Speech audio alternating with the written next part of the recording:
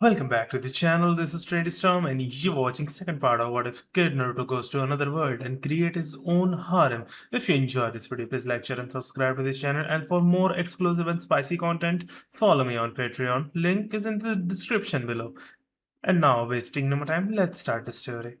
Ren said to himself, I lost to a commoner from Earth? Lala, I will not give up. If I need to prove I am man by the Earth's standards, then I will fulfill all the manliest challenges the Earth has to offer, then defeat Naruto and win your love. Ren exclaimed as he ran off to start his promise after slowly realizing he had no chance of winning as he is. Was that it? Inquired Naruto, who did not fully comprehend Ren's explanation of manly challenges.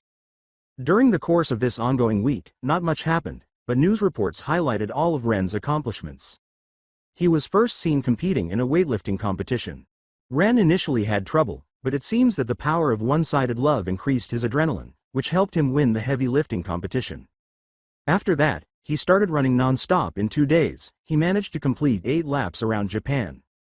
He used beef as punching bags to continue his training after getting some rest.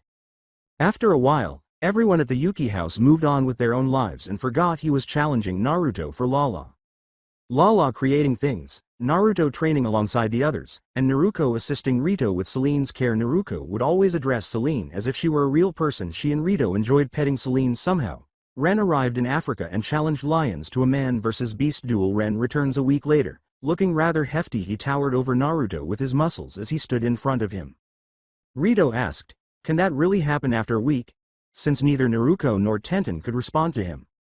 As their battle got underway, Ren exclaimed, Uzumaki Naruto, today I will defeat you and crush you. With a sense of assurance, Naruto simply leapt and sat on Ren's arm as he charged at him. As Ren struck him with his other arm, Naruto joked, you don't really make for a comfy chair. However, Naruto moved higher, making it harder for Ren to reach. Ren pondered why he couldn't get through to him. Grr, hey, why can't I? As Ren attempted to fall on his back and slam into Naruto as he leapt off, Naruto responded, it's pretty obvious why. True, as of right now you're physically stronger than me, but all this muscle makes it more difficult for you to reach me and leaves little to no room for flexibility. Ren then propelled himself upward and charged at Naruto using his leg muscles there. Naruto was taken by surprise and forced into the fence. Naruto acknowledged as he slowly stood up that his leg was hurt and that he was unable to move as quickly. Okay, that was a good comeback. Naruto was at a loss for what to do when he saw Ren approaching. After calling for chakra chains once more and retraining Ren entirely, Naruto felt trapped once more. When Tenten saw this, she thought she had read about it before. The chains worked better for Naruto as he concentrated on holding Ren motionless. He then used the chains to draw Ren close to him and hit him with a recently learned jutsu while creating a spiraling ball of chakra. Rasengan! Exclaimed Naruto as he struck Ren's abs and propelled him against the wall. For some reason, Ren quickly returned to his smaller self after doing that. As he attempted to lay off his foot, Naruto remarked, I don't think that was supposed to happen. Lala brought the medikit she made for Hinata in these circumstances, and Hinata rushed to him to take care of it. Since this was the first time she had witnessed that happen, Lala remarked, it might have just been an adrenaline rush for Ren, which helped him bulk up. Rito questioned, what? Like the Incredible Hulk? Who? Not all of the fictional heroes were yet known to Naruto, Hinata, Tenten, and Lala. Rito said, never mind, Naruto had extra bandages and ointment on hand to treat Ren's wounds in the interim. After taking care of him, Ren woke up feeling as though an angel had come to his rescue and saw Naruto. With a smile, Naruto says, they're now all better. Who are you? Inquired Ren. Uzumaki Naruto-chan. Naruto-chan sits in the same classroom as Lala and Rito-kyun. Naruto responded. Ren feels as though he has found a light at the end of the tunnel after he grabbed Naruto's hands after losing his right to marry Lala. Ren exclaimed, ooh, my angel, as though he had suddenly recovered. Naruto advised him not to move until he was well. As everyone listened, Ren declared, with love, nothing is impossible, and confessed. Love? Inquired Naruto as Ren broke like glass once more. Naruto responded, no, Naruto-chan is already in love with Rito-kyun. Naruto-chan still hopes we can be friends. Naruto called out to him, who is this Rito that has your heart? As he cracked his knuckles, Ren remarked, so that's my new rival, huh? Hey, just a few minutes ago you were all about Lala, now you go after my sister, Naruto said. You can have Lala if I can have this angel who tended to me, Ren stated to him. Stop treating my sister like a prize or I'm gonna really let you have it, Naruto said. Hinata held Naruto back and said, Naruto, calm down. Then, for some reason, Naruto noticed a full pepper shaker. What's this? Naruto asked herself, noting that it was unquestionably pepper but wondering why it was there. Naruto decided to give Ren some sense, but he stumbled and fell on Naoko. The pepper shaker was flying in the air, and a lot of it sprayed on Ren's nose, making him sneeze. I can prove I'm man enough for her easily. Naruto had his eyes closed when he was up on the fall, but as his face and lips touched Ren's, he felt something soft and squishy on his chest. What was expected to be a boy-on-boy scene turned out to be something quite different when Naruto opened his eyes. He saw that Ren had transformed into a very adorable girl with long, light green hair with 2 points protruding at the top and hot pink eyes. She has a slim, voluptuous figure. Naruto swiftly retreated. Naruto exclaimed, "Wah wah, what the hell?" As everyone, aside from Lala, was perplexed by what had just transpired. Ren-kun is Ren-chan? Naruto inquired as the girl Ren sat up, looking perplexed, touched her lips, and turned to face Naruto. What the hell is going on here? Naruto exclaimed in a panic, unsure of how to react. Yay! It's Run-chan! Exclaimed Lala enthusiastically. Run panicked as he turned to face Lala. Run backed away from her, saying, Lala. As Run repeatedly told Naruto to knock it off, Tenten frantically asked, Lala, what is going on? And how did he or she or whatever just happened happen? As Naruto prodded Run's breasts to confirm that she was indeed a girl, the roof door swung open. They turned to see a stunning woman with brownish red hair and green eyes. She was wearing a lab coat, a black skirt, and a pink top that partially exposed her breasts and was secured by a belt around her waist. She's a Memorsian from planet Memorze. Her body is mature and slender. You kids sure do make a lot of noise. Why don't we talk about this in my office? She said to them. After that, they were in the nurse's office, where she gave them an explanation of how Memorsians live on a harsh planet and how, as a result of their environment, they were born with 2 genders to survive the planet's harsh climate. Feeling foolish for forgetting to tell them something so crucial, Lala laughed in shame. She clarified, saying, Oh, I almost forgot, my name is Mikado Ryoko. I was just hired here as the school nurse by the principal. Her figure and attire made it easy to determine why, as everyone gasped in surprise that she was aware of all of that. She said, I am surprised at having the princesses of Memorze and Deviluk both here on Earth. Rito questioned, How do you know all this? She showed them her ears, which were somewhat pointed in comparison to human ears, and said, Simple, I'm an alien too. Hinata questioned, You sure it's okay to be telling that? Oh, don't worry, I'm not an enemy or anything, I'm just a doctor who wants to help. I was actually called to work as a nurser by Her Majesty the Queen of Deviluk. Mikado responded, while Lala laughed in shame that her mother had essentially hired a babysitter. Mikado explained, she said something about making sure her daughter stays out of trouble. Anything you kids need help with, don't be afraid to ask, she stated to them. After the events of the day, they all relaxed as they arrived home, and Run mentioned that her ship wasn't far from the school. As they watered Celine and checked the condition of the soil surrounding her, Rito and Naruto were ensuring her well-being. As she guided him up the stairs, Tenten yelled, Psst, Naruto. They started discussing the chakra chains as soon as they entered her room. What you did today with those chakra chains? Yeah, what about them? Though I think I may have figured out how to get them out, replied Naruto. Tenten took out a notebook of Kunoichi, whom she looked up to, and began to say, Well, yeah, about that. Well, I think there's a relation here.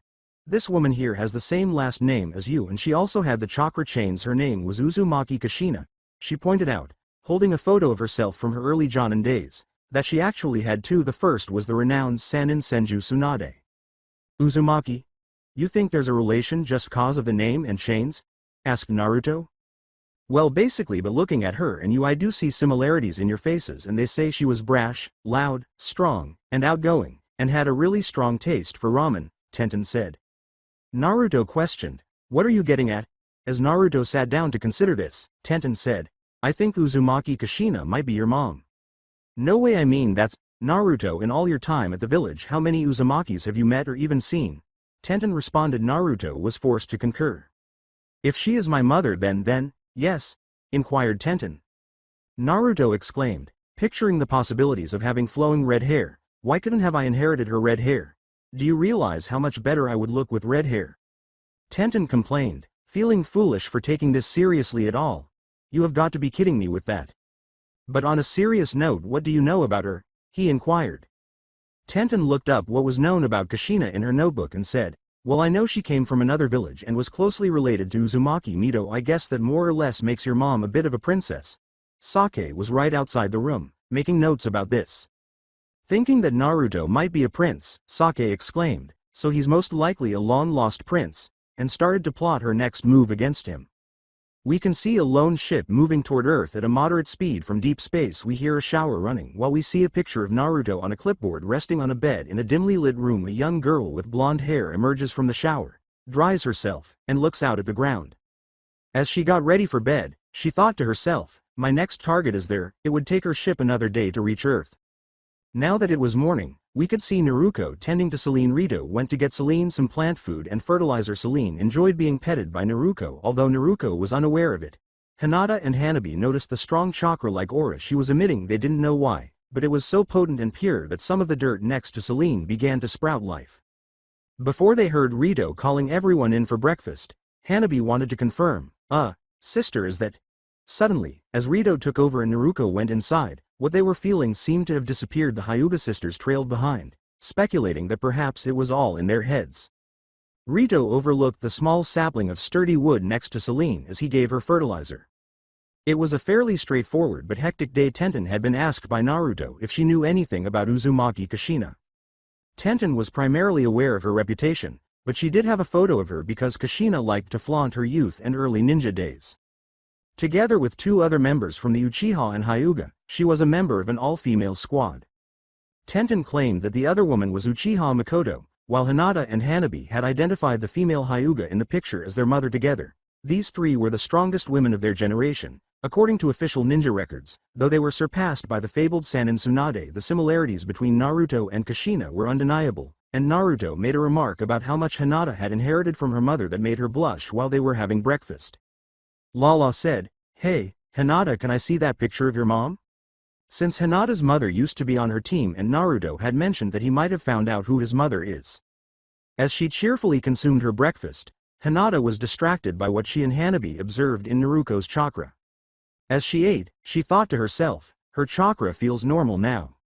Maybe I was imagining it. This time, the school day was uneventful and straightforward.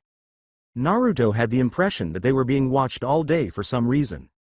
Apart from that, he still had to endure Sake, Lala, and Hinata swarming him until he said he needed to go buy some groceries. He made the decision to grab a snack en route before beginning his shopping. He was still wearing his school uniform, and the day was bright and sunny, so it was fairly warm. After that, he saw a small girl with golden blonde hair staring at people eating while wearing black boots with straps and a black dress with a star shape in the middle.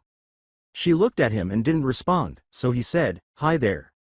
Then she turned her attention back to the food. Even though she had a stoic expression, she couldn't deny that she was starving, especially after her stomach started to complain. She just blushed and didn't respond to him when he said, I guess you're hungry and you don't have any money to buy something. As she saw Naruto making his way to a food stand that sold sweets, he said, wait here. He returned with freshly baked taiyaki. After a minute of waiting, Naruto informed her, here you go, nothing better than a freshly baked taiyaki. She said, why are you giving me one? No reason really, I guess it's cause I had my experiences with starving like this. Naruto remarked, recalling how most places wouldn't sell him food when he was younger. Being in this world with everyone truly helped him forget those difficult times. The girl glanced at him while they ate. What's up? As she left, she said, nothing, I'll just be letting you live for a bit longer. Naruto was left wondering what that even meant. He thought to himself, wonder what that was about. As he continued, he remarked, oh right, I gotta buy the groceries. He had no idea that the girl was following him. While she observed his behaviors, she followed him all day long. As she watched him leave for home, she came to the conclusion that he doesn't appear to be as dangerous as I was told. Then she made angel wings appear on her back and flew up to her ship. Naruto said, welcome home, Onisama. While concealing something and displaying nervousness, Naruto became suspicious. He questioned, Naruto, what are you hiding? Nothing, Naruko-chan isn't hiding anything, she said with suspicion. Naruto responded as she attempted to pass, Naruko-chan is just going to take out the trash, he. When he grabbed her arms, Naruto appeared to have witnessed the most heinous thing he had ever seen. No! He screamed, and the whole house heard. When everyone descended, they discovered that Naruto had consumed 4 cups of his hidden supply of limited edition ramen. As the 4 empty cups of ramen sat on the floor, Naruto cried too much and pretended to have just witnessed the deaths of 4 close friends. Not my secret stash ramen, he said. Naruko sobbed dramatically and pressed her index fingers together, explaining, Naruko-chan is sorry, Naruko-chan was just really hungry today. Naruko-chan doesn't know why. Naruto exclaimed, feeling deceived by his own sister. What do you mean? Everyone who listened misunderstood what she was saying and assumed that something else had happened between her and Rito, who had the misfortune of entering from the restroom. Naruko-chan spent the day with Rito-kyun, then Naruko-chan was all sweaty, then Naruko-chan was aching, then Naruko-chan was feeling really hungry and craving something simple, then Naruko-chan found the ramen. What's wrong? Naruko asked. Man, what a day, a real amazing feeling. After all that, Naruko is really amazing. What's everyone looking at? Asked Rito. Naruto shouted, get him. As they leapt him. Gah. Naruko screamed, Rito-kyun, as she attempted to pull Naruto away from him. Naruto screamed, I trusted you, Rito. Why did you do that to Naruko? Rito. I thought you were better than this, Mikan exclaimed, disappointed. I'm too young to be an ant. While preventing Naruto from strangling him, Rito exclaimed, what are you guys talking about? Naruko's psyche broke and he threw himself at Rito, saying, Oni-sama, it's not Rito-kyun's fault, it's all because I desired to do it. Naruto yelled, I'll kill you. As everyone attempted to stop him, eventually, Lala stepped on him and used her super strength to pull Naruto back.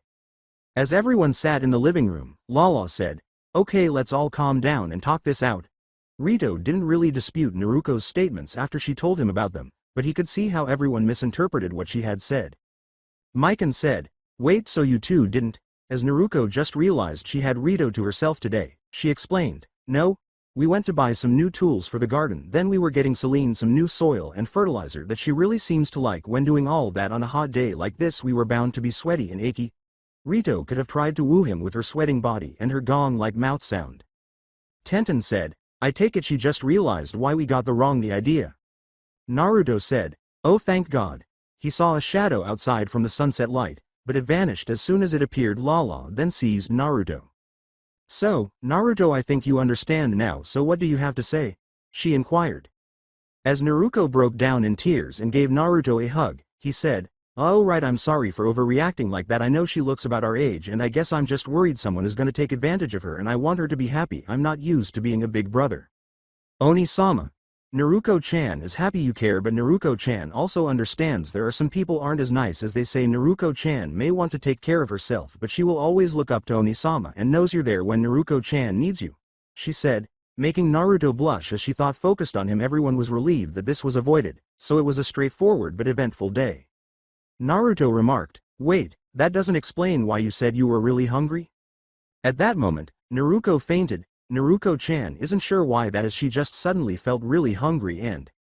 Naruto! Naruto exclaimed as Hinata felt her forehead after observing that she was breathing heavily and that her cheeks had turned red. She's got a fever!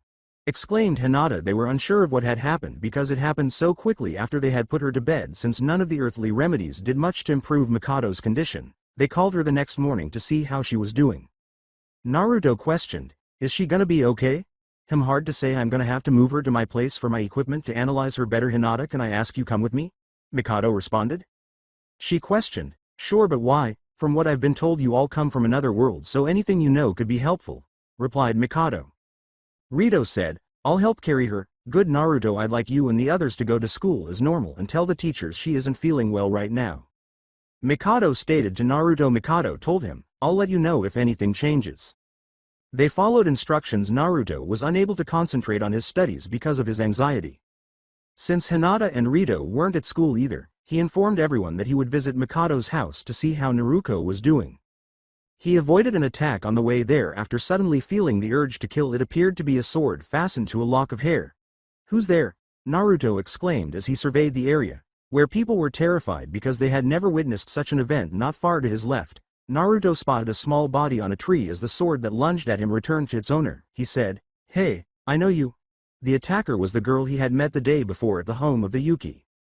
Everyone was concerned, so Lala said, I hope Naruko-chan is gonna be okay. Without Naruko, things simply weren't the same. Mikan washed dishes, but her grip on the plates was a little shaky because she was just as anxious as everyone else. I'm sure she'll be alright, she's a tough girl. Rin approached from behind.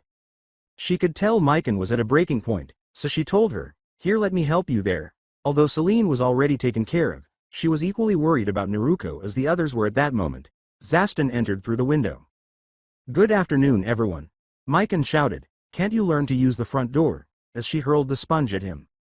He questioned, "Is this a bad time?" In response, Lala said, "Well, it's just Naruto-chan suddenly fell ill." "Oh, my condolences. Then also is Naruto Dono here?" asked he. "No. Why?" Sake answered back. "Oh dear, I best find him before she does," he replied. "Before who does?"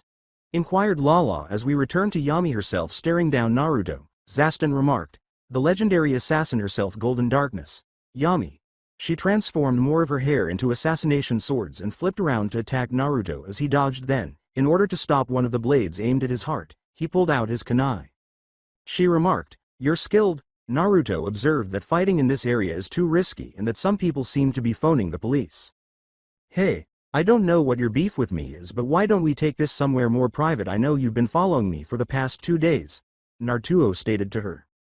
"Uzumaki Naruto, is this your final wish before you die?" she replied. "You can call it that. I know the best spot to go to," he stated.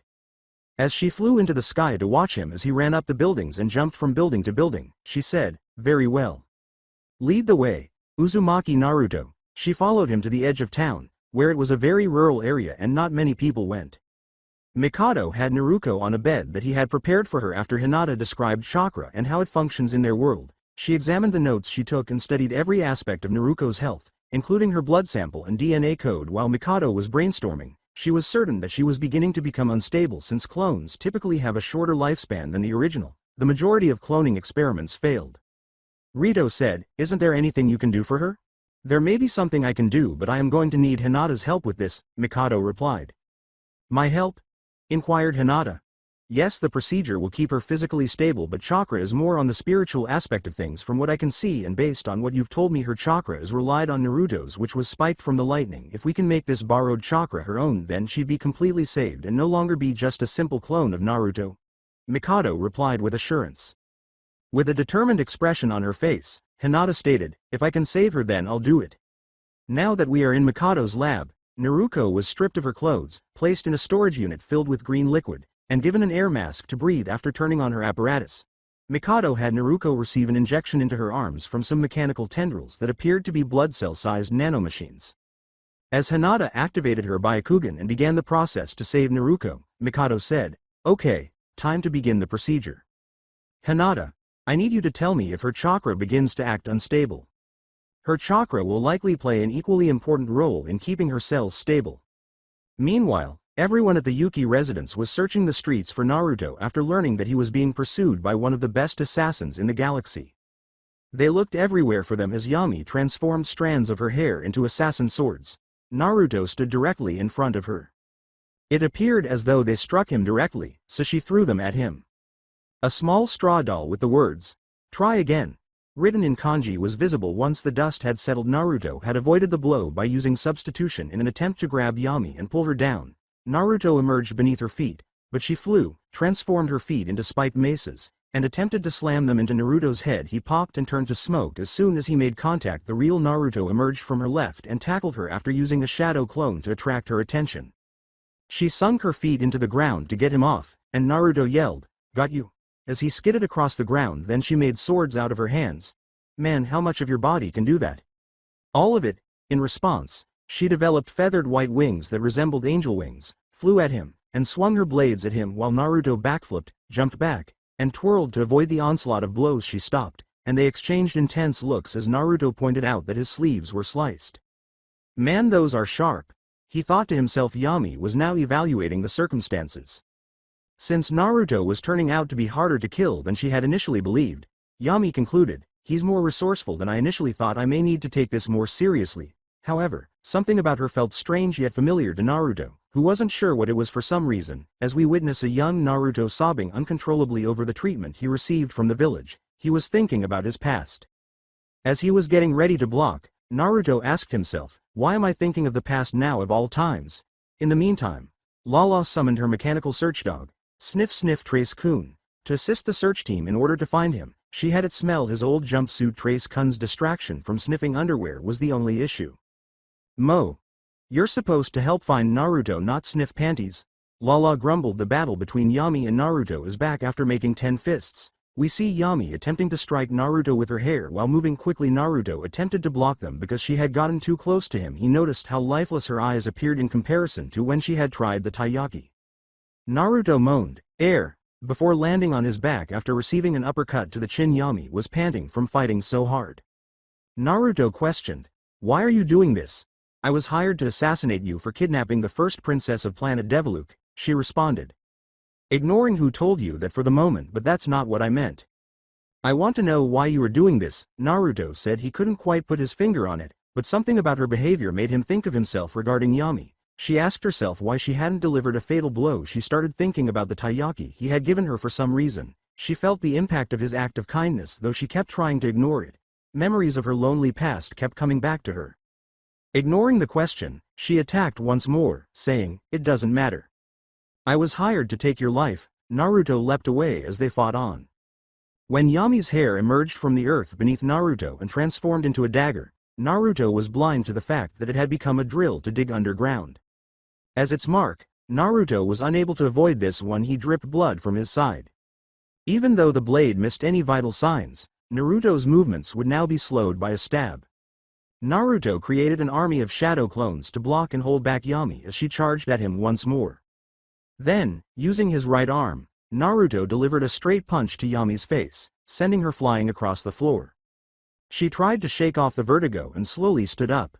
As she wobbled a little from that punch, she muttered, "He's stronger than expected too." Naruto saw a lot of his own loneliness in her eyes as he looked into them once more. When she eventually recovered her composure, she told him, "You asked why I do this. You see why my entire body was made to be a weapon. I was used and repeatedly experimented on. If I am to be a weapon, then I will live as one." Now that he understood the main idea, Naruto felt sorry for her. She was treated like anything but a person. Just like him, she saw it as a weapon, and he saw it as a monster. "I can understand the feeling of being alone, looking back on it and looking at where I am now. It's actually pretty scary how things would have turned out if I had accepted what people were saying about me. I can't hope to understand why they say that about me, but whatever the reason is, I know I'm not alone now, whether I find out the truth or not. She's the same as me, that's why I'm going to win and save her," Naruto said with a tenacious grin as a quick shift bandage on to stop the bleeding slightly. His thoughts were interrupted by a voice. "I can't get close to her as long as she has those long-range weapons. How can I get past those?" he asked himself. In contrast to the first voice, it sounded like a woman. As we see the ghostly presence of a woman with long red hair, the voice said, "You can do it. Just look deep inside yourself, release the power that lays asleep within you." Naruto felt the familiar surge of chakra before the chains came out as soon as the woman touched his shoulder. At last, the chakra chains materialized from his back, and he was able to summon them as Naruto had them go for Yami's weapons, which she had made out of her hair. About 9 chakra chains were in motion as Naruto approached. The weapons and chains began to trade blows with one another. Yami noticed the expression in his eyes. She saw something strange in his eyes, as if he wanted to save her. She muttered, "Stay back." She found it strange and frightening that someone would want to assist and save her. When he got close enough, she screamed, "Get away!" and pounded him with her mallets. Meanwhile, the search team searching for Naruto heard all the cacophonous sounds of combat and followed them in the hopes that it was Naruto. As Yami panicked and began to swing, Naruto blocked the blow by placing his arms on her forearms to keep from getting hit in a panic. Yami stabbed Naruto's left foot with spikes she made beneath her boots. Naruto gritted his teeth and exclaimed, "Ah!" in agony as Yami prepared for the last blow. Naruto lunged at her, but instead she felt something encircle her. He was hugging her when she opened her eyes. She questioned, "What is this?" As Yami attempted to pull him away from her, he remarked, "You must have had a really hard life." "Get away," she cried, but he refused to let go for some reason. She felt as though her body was weakening as memories of her lonely life in the dark of space flooded back, followed by memories of her early years when she was being taken away from someone who looked like her by men in black. Yami kept calling out to that person, leaving her battered and unconscious. As Yami was beginning to cry, Naruto said, "I don't know what kind of life you've had, but it must have been lonely. It was painful, wasn't it? I know what's like because I was treated in a similar way. I tried to be something other than what people from my home village tried to make me out to be. Later I learned that just having people precious to you can make things better." She remarked, "But I don't have anyone." As Yami fell on her back and Naruto was on top of her, he told her, "Even if it's only one person, it can make a difference. If you really don't have anyone, then I'll be the one who accepts you, and in turn my friends will accept you too." When she noticed his bandage, he was completely unconscious. The blood loss must have occurred more quickly than it had previously due to all that moving around. She had the opportunity to murder her designated target, but she was doing nothing because, as she had been informed, everything he did was insignificant. Naruto. Yami pivoted to see that his friends were on their way to assist him. Everyone could see how bad he was. Zaston glanced at Yami, who was sitting there, and Tenten said, "We need to get him to Mikado-sensei's place." Then she turned to face Lala. She questioned Lala, "Princess, were you really kidnapped?" Before Yami could respond, a laser beam struck her in the back. "No, I came here of my own accord. Who told you I was kidnapped?" Lala asked. Everyone was staring in disbelief. It shocked her body and rendered her unconscious, but it didn't kill her or pierce her body. They all turned to see a man in an alien saucer who looked really alien. With a haughty tone, he exclaimed, "It's been a long time, my sweet Lala." "Lakospo!" exclaimed Lala. Sake, Hanabi, and Tenten questioned, "Who?" Lala, who did not appear pleased to see him, replied, "He was the first suitor I turned down." "But Lala, I think if you reconsider then you'll see we're meant for each other," Lakospo replied. "I even ridded the riff-raff earthling and took down Golden Darkness herself." Hanabi questioned, "You plan to kill both Naruto and that girl?" Lakospo laughed haughtily and said, "Of course, royalty such as myself can't be seen with those beneath my status." Lala stuck out her tongue at him and yelled, "My answer to you is still no. Anyone who would treat people like this has no right to be called my husband. Blah. Now, my dear, once I kill the human in Golden Darkness then we shall have a grand life together. Ahahaha." Lakospo was about to fire as Zaston and Lala were about to stop, but the ground began to tremble, and wood began to wrap around his ship from beneath it. Tenten exclaimed, "Is that wood-style jutsu?" Naruto was still unconscious when she looked at him, so it couldn't be him. Then they heard a familiar voice screaming with rage. The next one formed a giant hand and punched Lakospo's ship into the ground, and they all saw her hands on the ground as she made more wood. Don't you bully Naruto-chan's big brother," she exclaimed. She was followed by Hinata, Rito, and Mikado, who had been attempting to catch up to her ever since she abruptly woke up and fled when she was meant to be sleeping. Tenten began to wonder what sort of family background Naruto actually had for that to occur, so she asked, "Naruto is a wood-style user?" As his ship was severely damaged, Lakospo grumbled, "Brought down by trees." Mikado approached them and saw that Yami and Naruto were unconscious. "Sensei, we need medical attention here." For some reason, she appeared surprised to see Yami, but she ignored the emotion for the time being and carried out her medical duties. As Hinata attempted to assist Naruto, she stated, "Naruto needs emergency care and a blood transfusion. Miss Tenjuan, please carry Golden Darkness back to my house. I have the necessary equipment there to help her." "Mr. Zaston, please carry Naruto to my place as well and do it carefully," she said as Zaston complied with the request. Zaston called for Lakospo's arrest for the crimes of hiring an assassin and attacking a civilian on Earth. Mikado was treating Naruto while Yami was placed in a similar healing pod to Naruto's in order to recover. Mikado reassured them that everything would be alright. They all asked Naruto how she did that while they allowed the patients to rest. Lala and Hinata were the only ones absent because they wanted to make sure Naruto was getting a good night's sleep. "Naruto, what happened? How did you do all that?" Sake responded. Naruto-chan isn't sure. Naruto-chan remembers passing out. Naruto was unable to recall any subsequent events. In an attempt to save her, Mikado and Hinata used Naruto's blood as the basis for her DNA code. Hinata was teaching Mikado how to handle Naruto and help focus her chakra in a way that is self-sustaining, just as it is for her, Tenten, Hanabi, and Naruto. "I'll explain that part," Mikado said. Hinata boded specific chakra colors that resembled water and earth. The two nature chakras combined after this delicate process was completed, reawakening a particular style of just you that was thought to be lost. As a result of this awakening, Naruto's cell was able to stabilize her body in addition to healing and regenerating. All in all, Mikado collected a few samples of Naruto's own blood for analysis without having to worry about dying like a clone would. Naruto was unquestionably now her own person. Everyone nodded in agreement as Sake stated, "That is a pretty complicated story to follow." "Well, this all brought some interesting results. By studying Naruto's blood sample I may actually find some new interesting things in medical field and biology field," she said with a sense of anticipation. Naruto joyfully exclaimed, "And Naruto-chan can stay Rito-kun forever," as she leapt. Rito exclaimed, "Gah," as everyone laughed. Mikan remarked, "And just like that she's back to her normal routine." Mikado then went to see how Yami was doing as she gradually awoke in the healing pod. Mikado remarked, "It's been a while." According to Yami, Dr. Mikado, when Yami needed medical care, she always went to Mikado out of everyone in the galaxy. As she sat down, she said, "Never thought I'd see a day where you get this badly beaten up." Yami wanted to know if Naruto had died, but Mikado pointed it out. "Did I? Oh my. Never thought I'd hear you worry about killing someone, but then again, given how you choose your targets and the circumstances of this situation, I can understand your concern. He's alive, he's just resting for a bit," she said to her, and noticed that Yami appeared more at ease. "Well, you'll be in there for a while, care to talk about what's on your mind?" she inquired. Yami glanced at her and remembered Naruto's statement that loneliness would no longer be an issue even if it were only with one person. Mikado was surprised when Yami said, "Yes," she then grinned. As Yami explained how Naruto had realized that perhaps living as a weapon wasn't the best course of action, she said, "Well, I'm all ears."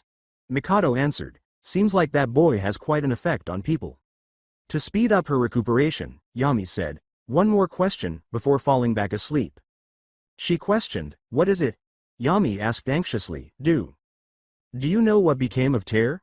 Mikado was staring at her. She didn't anticipate Yami inquiring about her college pal Lunatic Tearju. She made the decision to share what she knew after managing to get away from the company she worked for. Tearju spent a lot of time looking for her before being compelled to go into hiding despite the organization's demise. Its important members continued to look for any traces of their employees or projects after that. Yami fell asleep with dreams of a new objective and a new mission for herself: look for the person who served as both her sister and mother figure. The Yami incident was resolved. Yami was currently staying with Mikado to continue her recuperation. When Naruto finally woke up, he was relieved that everything had worked out and even more shocked to learn that Naruto had employed a type of jutsu that had not been seen since the first Hokage. Consequently, Naruto had to train in order to master her new skills. She even damaged a portion of the Yuki house, so things got a little crazy. Nothing could be fixed in less than a few days by Saki's wealth and Naruto's shadow clones, but Lala's inventions were able to fix the furniture.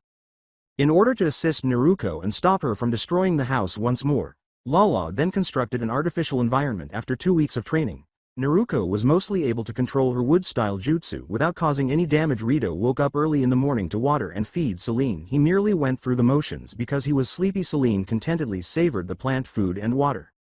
While watering and feeding what appeared to be another Celine, Rito muttered, "Man, Naruto really needs to sleep in her room." His mind wandered to late last night, when Naruto was licking his neck out of habit, presumably because his sleeping patterns were making her feel hot. That was enough to startle him into a panic, which made Naruto enter and pull her back into her room. Rito left after finishing Celine's gardening but paused for a second. "Wait." He considered it. Rito turned back and said, "I just fed and watered Celine."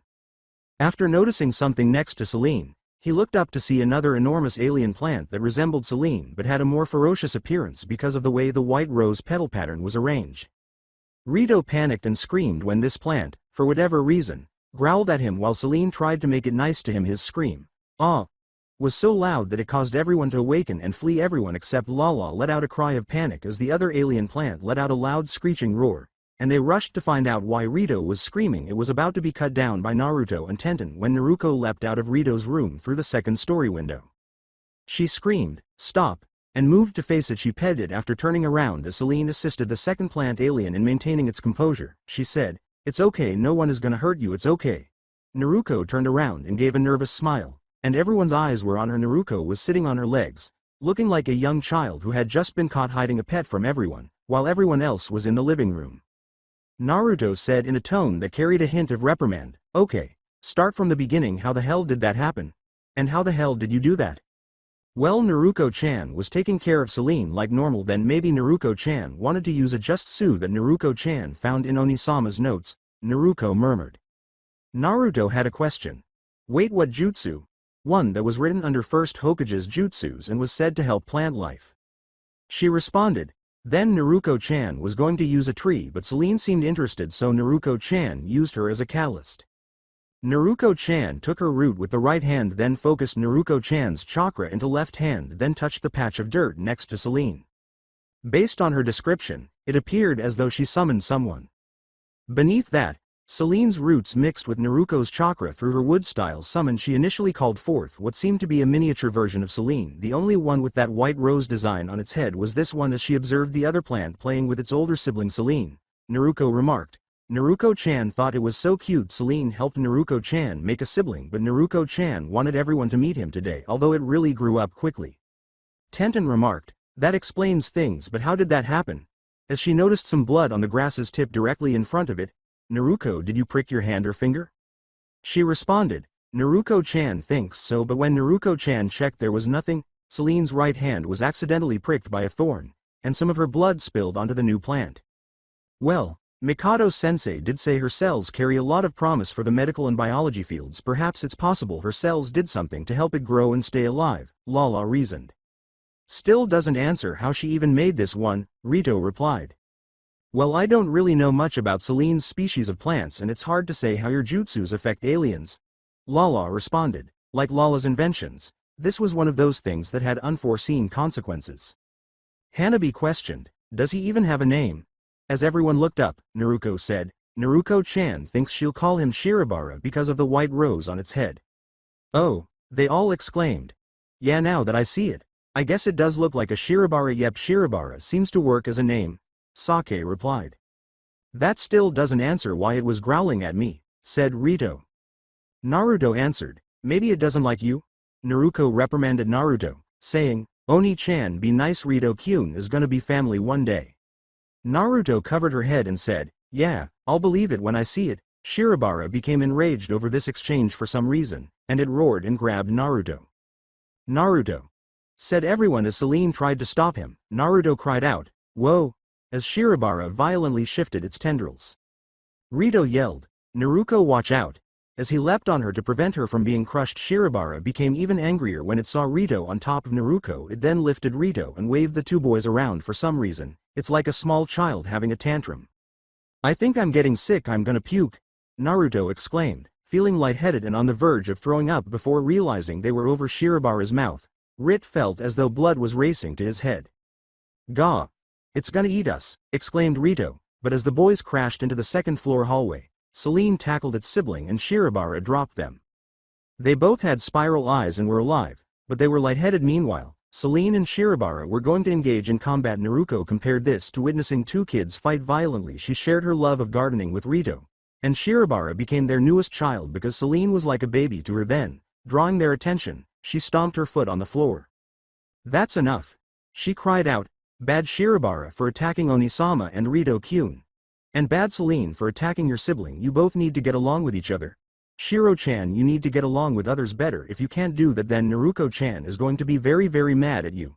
Naruko mocks them both. Shirobara bowed down in regret and made a whimpering sound as Naruko reprimanded it, while Celine displayed an expression of regret and guilt. "I know they're both plants, but cases like this I feel like they're like people or animals," Tenten said. "You think Shirobara went nuts because it didn't want anyone touching Naruko?" Mikan responded. As the other girls chuckled at that little joke, Aya pointed out, "It sure looks like it still though." Naruko almost looked like a mom scolding her kids for fighting. "What about the boys?" Naruto muttered, "Hello?" Rito concluded, feeling as though they had both been forgotten. "We're still kind of injured here. It has been difficult to adjust to taking care of another plant alien over the past few days." Celine didn't mind either of them, but Rito was unable to approach it because it appeared to favor Naruko over him for an odd reason. Unfortunately, in order to care for them, they needed to purchase twice as much plant food and other gardening supplies. Rito was quite insistent on receiving handouts from people. Even though Sake offered the money, Naruko was on her own, strolling through the streets. Naruko wore orange shorts and an orange jacket with blue lining on the shoulders and sleeves. She opted for a ponytail today instead of her typical twin tails. Need money but have to work to get money, but then again, what other job pays you to be cute and wear cute costumes? Maybe Naruko-chan could get another job that pays more? She wondered. Despite being quite well liked, she and Hinata work part-time at the maid cafe. Naruko kept asking herself as she passed signs that said, "Help wanted," or "Now hiring," as if to make a joke. Where to find a job? A flyer struck her in the face as a sudden gust of wind blew in. "Hey," she grumbled while doing it. After that, she read and examined it. Naruko did her best to read. "Rehear Sal's for Magical Kyoko looking for young girls." She then glanced down at the price they were willing to pay. "That's it?" Naruko exclaimed as she dashed to the closest train station, ignoring the fact that she had learned how to ninja dash. which would have allowed her to reach her destination half as quickly as the train. She was given the location of the alleged rehearsal space. Then she noticed a desk. She yelled, "Excuse me." "Yes?" asked a man with a black beard wearing sunglasses. She inquired, "Is this the rehearsals for Magical Kyoko?" "Yeah, just sign your name here and wait in line with the others," the man replied. She spelled out her name, saying, "Kuzumaki Naruto." She mentioned that she was only 16, and the man on the left couldn't help but be a pervert about her chest size. "Thank you," she exclaimed as she dashed inside. The second man remarked, "She's gotta be American or at least from Europe." Based on his studies of the female body, he had met girls all over Japan for years, and only foreigners had Naruto's proportions. Naruto joined the large group of girls practicing for a TV appearance in the hopes of becoming an idol. Naruto thought to herself, "This place is really big," but she wasn't really paying attention because the entire set was being prepared for the candidates. Naruto accidentally ran into someone. Naruto acknowledged, "Oomph, sorry." Naruto-chan wasn't paying attention. "Huh? Naruto-chan?" the girl asked, turning to face Run. Naruto said, "Run-chan, what are you doing here?" Run blushed and shifted her hips, saying, "I'm here for a rehearsal. Since I got control of my body for right now, I'm hoping this will get Naruto-sama to notice me." Naruto didn't follow all of that, but whatever she thought, "Oni-sama? Really?" As she pictured Rito repeatedly thanking her and petting her head, she exclaimed, "Well, Naruto is here to help make more money and hopes Rito-kyun will praise Naruto-chan." Her imaginary self, for some reason, had fox ears and a tail that she was wagging. Run asked, perplexed by her fantasy bubble, "Are you supposed to be his pet or his lover?" "Whatever. I guess this mean you and me will be rivals today," Run replied. Naruto said, "Yeah, what's a rival?" which caused Run to collapse. As she tapped Naruto's head, Run questioned, "You really just have nothing but love on the brains for Yuki-kun, don't you?" "Yep," Naruto answered as they listened to the man who seemed to be the director holding the microphone. They said, "At any rate we should start preparing. Looks like they're about to start the rehearsals." As the girls shouted, "Yes," he said, "Welcome girls. Are you ready to try out? Well, okay then, just know our rehearsals aren't like the normal things you've seen with other companies. We believe making things interesting will give us an idea if you can handle anything. Just like the rest of the world, anything can happen while you are on camera. Meaning you need to be prepared to improvise. So commemorate this occasion, and since it's almost summer, we'll have a 3-round contest, with the first being a swimsuit contest." All of the girls except Naruto were confused as swimsuits of all shapes and sizes were displayed. The director remarked, Now, don't give me that look. Part of being an actress or idol is maintaining an image to keep the masses entertained. You got 15 minutes to pick your swimsuits and wow myself and 3 other judges. Good luck to you girls. The Run and Naruto rehearsal competitions have started. Naruto herself, continuing where we left off with the assistance of the designers, each girl had an hour to choose from a wide variety of swimsuits and to make any necessary adjustments. Naruto was browsing them, unsure of what to pursue. Run had chosen a swimsuit, but she was altering its design after finding one that she liked. Naruto asked a designer to assist her in changing the design to better express herself. Every girl had finished getting dressed. The director, producer, and writer watched the girls show off, pose, smile, and even give brief speeches explaining their purpose for being there. "Okay, it's showtime. Time for round 1 to begin. Let the swimsuits shine," they yelled. We see a variety of swimwear, including a girl dressed like she was in Hawaii and a girl wearing a top and bottom covered in seashells. After about 20 of these, Run and Naruto came next. Run's design appeared to have impressed the judges. Her 2 pieces white pattern was like gazing up at the sky's wind. She winked to be cute and laughed. "Heh heh," she concluded by sticking her tongue out in a playful way, saying, "My name is Run Elise Julia. My reason for wanting to make it onto the show is to, well, that's a secret I can't tell you." The director thought it was good. Extra points were awarded to a girl who had a few mysteries on hand. When Naruto eventually emerged, everyone was shocked to see that she was wearing a black 2-piece with a flame-patterned pareo around her waist. The designer claims that although she had an innocent personality, she had a fire in her soul that he hadn't seen in a long time.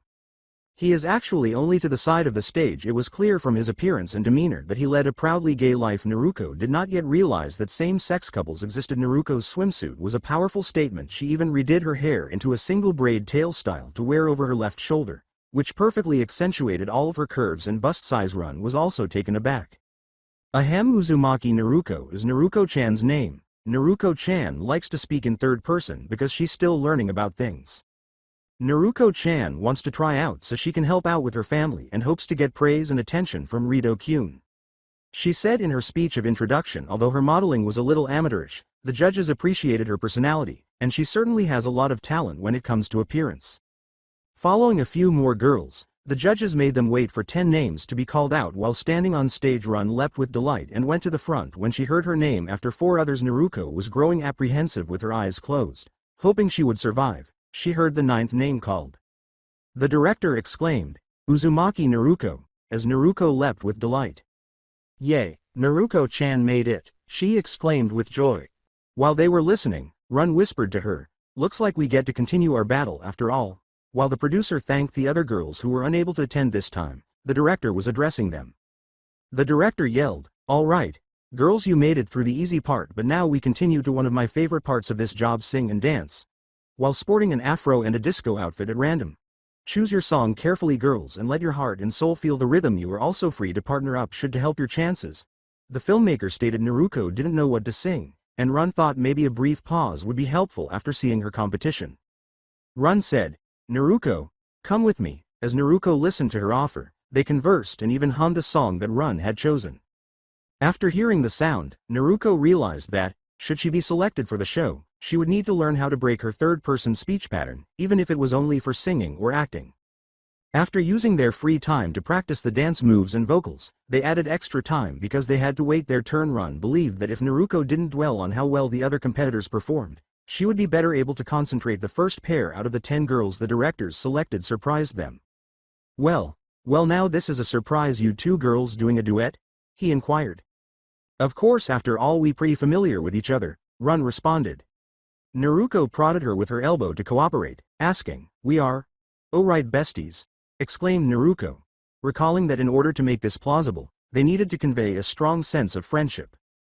As RN cued the song they had chosen and started dancing, the director said, "Okay then, whenever you're ready." The judges were stunned and incredulous when the song ended. Before finally speaking, the director remained silent for a considerable amount of time. They were a little alarmed when he yelled, "You 2 advance to the next round," with such excitement and passion. Having said that, Naruko and Run were relocated to a real set and outfitted in costumes. Run was dressed in a somewhat revealing battle suit with a top and skirt, black stockings, and a fake curved sword. Naruko was wearing a tight pink leather suit with red linings on the side, and the helmet featured a cat motif to make him look heroic. Run muttered, "Why'd I have to play the villain?" In her complaint she continued to complain, adding, "I was supposed to be the heroine so Naruto-kun would look at me." When asked if she was ready, she grinned. Since the designers didn't anticipate someone with Naruko's bust size wearing it, Naruko explained, "This feels tight around Naruko-chan." Nerdy otakus were among the people who were strolling by, taking pictures with their phones and staring at the 2 girls. "Hey!" Naruko's outfit concealed her breasts, but it made it worse because she now exposed her butt. Because he wanted the girls to feel completely at ease, the director said, Okay, get these guys out of here." "Okay girls, this is basically a final battle between 2 rival characters. I want to see you 2 act out this scene as if you're actually going through this in real life. After we get enough scenes, a random opponent will appear out of the signal smoke we set up that will interrupt the fight. Then you 2 will work together to overcome it. Our cameramen will record everything so we can see which of you has what it takes to take part in Magical Kyoko." "K!" exclaimed both girls as they prepared. Naruko donned the helmet. Naruko reassured them that she had been training in such things, despite the insistence that she let a stunt double handle some of the fighting. The director shouted, "And action," while the film was rolling and a dramatic soundtrack played in the background. "So, it's finally come to this, Kamen Neko," Run said as Naruko regained her composure and acted out her part. Naruko shouted, "Let's settle our score here and now, Scorpion Princess," as they charged into combat, but the signal smoke went out too soon. As Run and Naruko noticed a specific shadow in the smoke and Naruko removed the helmet, the director yelled, "Hey! Cut! Cut! Who set off the signal smoke?" They observed a perverted laugh and deep breathing.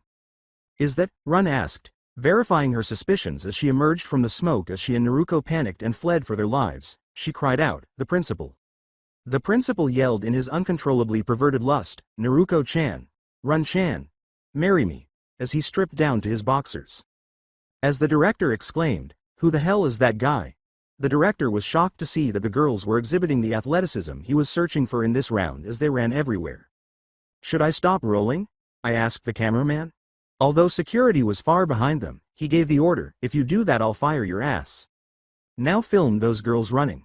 The girls tested the giant monster movie floats by running through another set. The principal unintentionally turned on one of the floats that had wheels underneath it and moved its feet, causing the girls to take the closest exit out. It had the roar of a dinosaur, or rather, the king of the monsters, that we are all familiar with from watching things happen at random. As two stereotypical Japanese businessmen paused for a second, everything abruptly took on a retro appearance, and we heard the King of the Monsters theme playing in the background as everyone in the nearby business district fled in terror.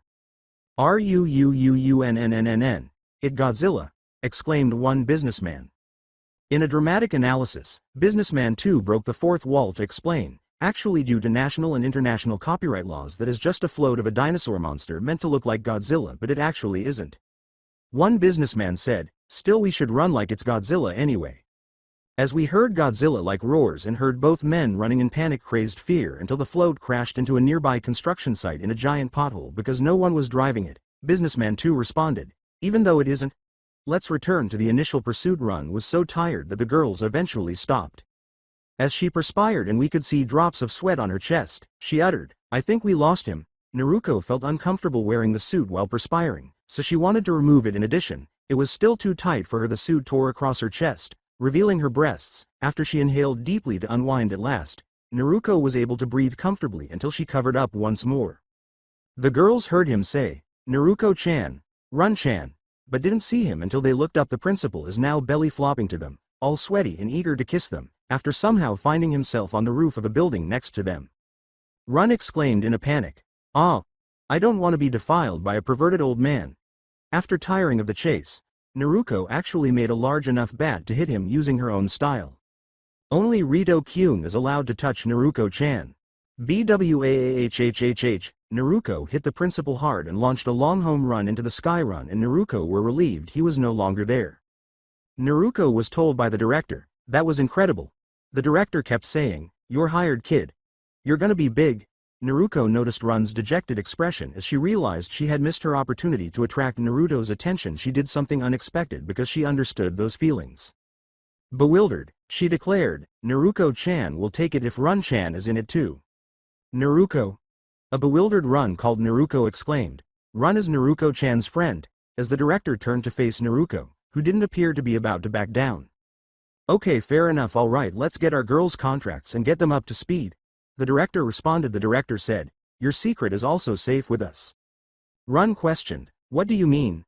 They were shocked, to put it mildly, when the director and crew revealed that they were aliens working on Earth for entertainment purposes in the movie, but it made things easier for them to accept. In the upcoming season, Run was cast in the original role that was offered as Magical Kyoko's adversary. As for Naruto, now, we see that Magical Kyoko is in a tight spot and that someone is in trouble. In order to fend off her flames, her monster opponent had a strong shield. Then, we see that Run was in control of this monster. He was wearing a gray cape, a staff, and a black two-piece battle armor consisting of a bra and underwear with skeleton-like patterns. With an evil tone, Run remarked, "Well then, so much for Magical Kyoko. Looks like this is one time where burning won't save you." "Who are you?" inquired Magical Kyoko. Kyoko awaited her death, declaring, "I am the Great Metalia, and your end bringer." They heard, "Stop." Coming from the roof, "Soria!" exclaimed a woman from the roof as the figure leapt and kicked from the air. This savior, a blonde girl with pigtails, wore a revealing pink ninja top and skirt, pink ninja arm guards, and gloves. She also wore a long-sleeved mesh bodysuit with black ninja tabi and a pink ninja mask covering her face from nose to neck. The bottom half of the suit lacked leggings, so she put on mesh leggings separately on her shins. Kyoko asked the mysterious ninja girl who had just saved her, "Who are you?" as she reached out to lift her up. "An ally of justice, the ninja who never hides, Shinobi Naruto," she exclaimed. Since they had a stereotype run-in on the way to school earlier in the episode, and Kyoko had toast in her mouth due to being late for class, Kyoko asked, "Shinobi Naruto, oh, are you that girl I met before? Wait, aren't ninjas supposed to hide?"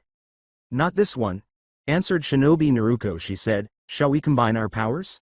As they both tag-teamed the shield monster where it was working, Magical Kyoko said, "Okay." For a brief moment, he believed he was blocking Magical Kyoko, but Shinobi Naruto used her henge to trick him and expose the shield monster's weak spot, his back, which was exposed to Magical Kyoko's magical flames. The monster screamed, "Gah," as it burned to the ground.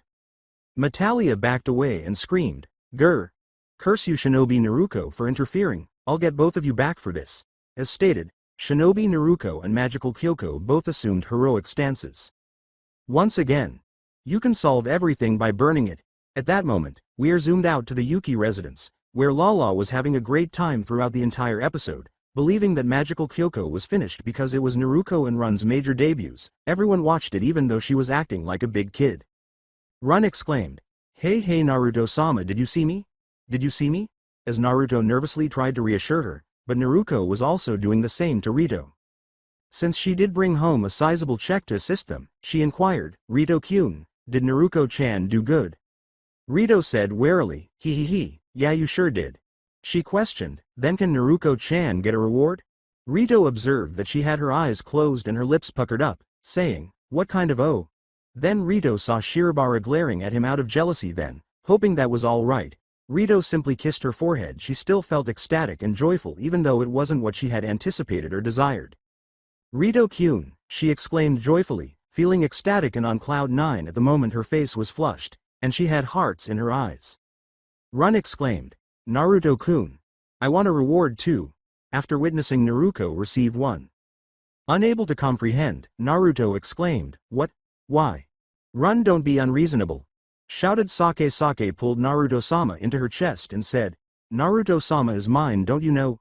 Harem's attempts to reclaim their guy quickly returned to normal. One could say that it was all in a day's work. What about the principal? The principal exclaimed, "Where am I? And why is it so cold? Achhhoo.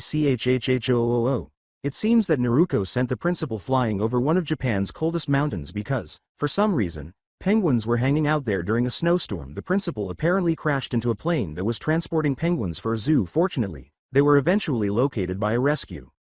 We are at Seinen High School, but we are in a particular building that has been closed and abandoned. While making his rounds, one of the security night watchmen hears sounds emanating from the deserted building. As he entered, he said, probably some kids pulling pranks at this hour." He did not see a particular girl wearing a kimono and had blue hair, thinking that she would get to frighten someone. She laughed to herself as she was about to execute her scare. She heard the guard turn and flee. She pouted as she observed the hallway and realized that some people had stolen the joy of being a ghost from her. The students were gossiping about what had happened the previous evening as it was now morning. Sarayama remarked, "No way, that story is bogus. It's 100% true. I got a source who witnessed the guard running as if he saw a ghost," replied Riza. Lala, Rito, Naruto, Hinata, and Naruto simply entered and heard them conversing. As Riza's eyes glistened and moved behind Hinata, Hinata questioned, "What are you two talking about?" "Huh? Hinata groaned as Riza began to touch her. Riza asked in a perverted manner, He, is it just me or are these still growing Hinata-chan?" She preferred to grope Yui and Haruna Hinata over Lala and Naruko Hinata because they feel so embarrassed when she does. Please stop, not in front of Naruto-kun," she was grumbling. When Riza saw that Naruto's nose was bleeding but had been covered up, he put him on the spot and said, "Oh well, looks to me like he's enjoying the show, right?" Yui yelled at Riza, "Momioka, knock it off already." Hinata sighed with relief and was shocked that Riza consistently outperformed her despite her training. "Party pooper. Anyway, back to the question you asked," Riza replied. "We were talking about the abandoned school building just behind the schoolyard," Mio informed them. "Oh, right, I know that building. It was closed down like 50 years ago, right?" replied Rito. Riza informed them, "That's the one." Naruto questioned, "What's so special about an old building?" With a flashlight she drew at random from her bag, Riza responded, "Well, the rumor says the building is haunted and the spirits of those who died with regret haunted to this very day." Everyone agreed with Rito when he said, "Oh, come on, everyone knows that's just superstition." Rito turned to find Naruto gone and said, "Right, Naruto?" He questioned, "Where'd he go?" He heard Hinata conversing with Naruto while he was hiding beneath his desk. Riza said, "What are you doing down there?" "Oh, nothing, it's just for a second I thought you said something about ghosts," replied Naruto. "I did actually. Don't tell me you're actually afraid of ghosts?" replied Riza. Naruto's response was, "What, of course not." Riza looked into his eyes to check if he was being honest. Naruto answered, "Well, maybe just a teeny weeny bit." "Well, if you guys are interested, we were gonna have a look later to see if there's any truth to it," Riza replied as she persuaded everyone to accompany her and Mio. Yui listened in after school ended, a few hours later.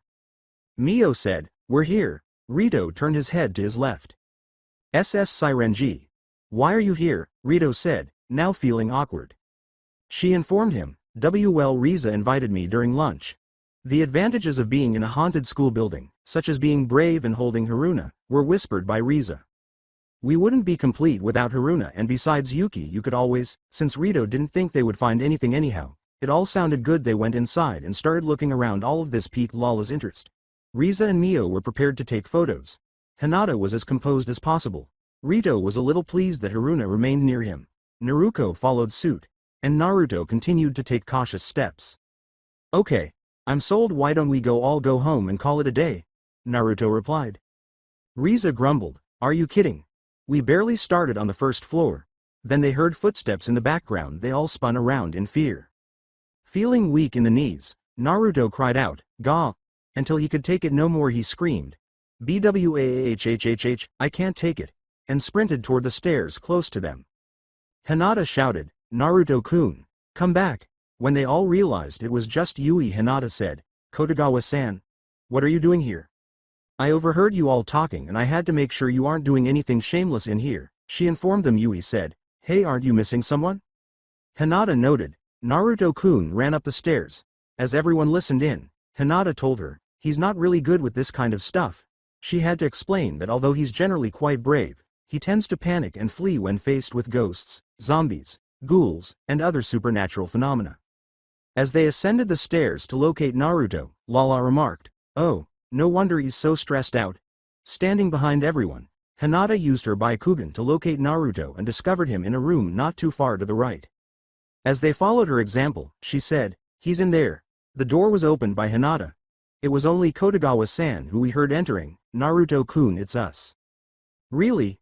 As he peered behind a sink used to clean science lab equipment, Naruto posed the question.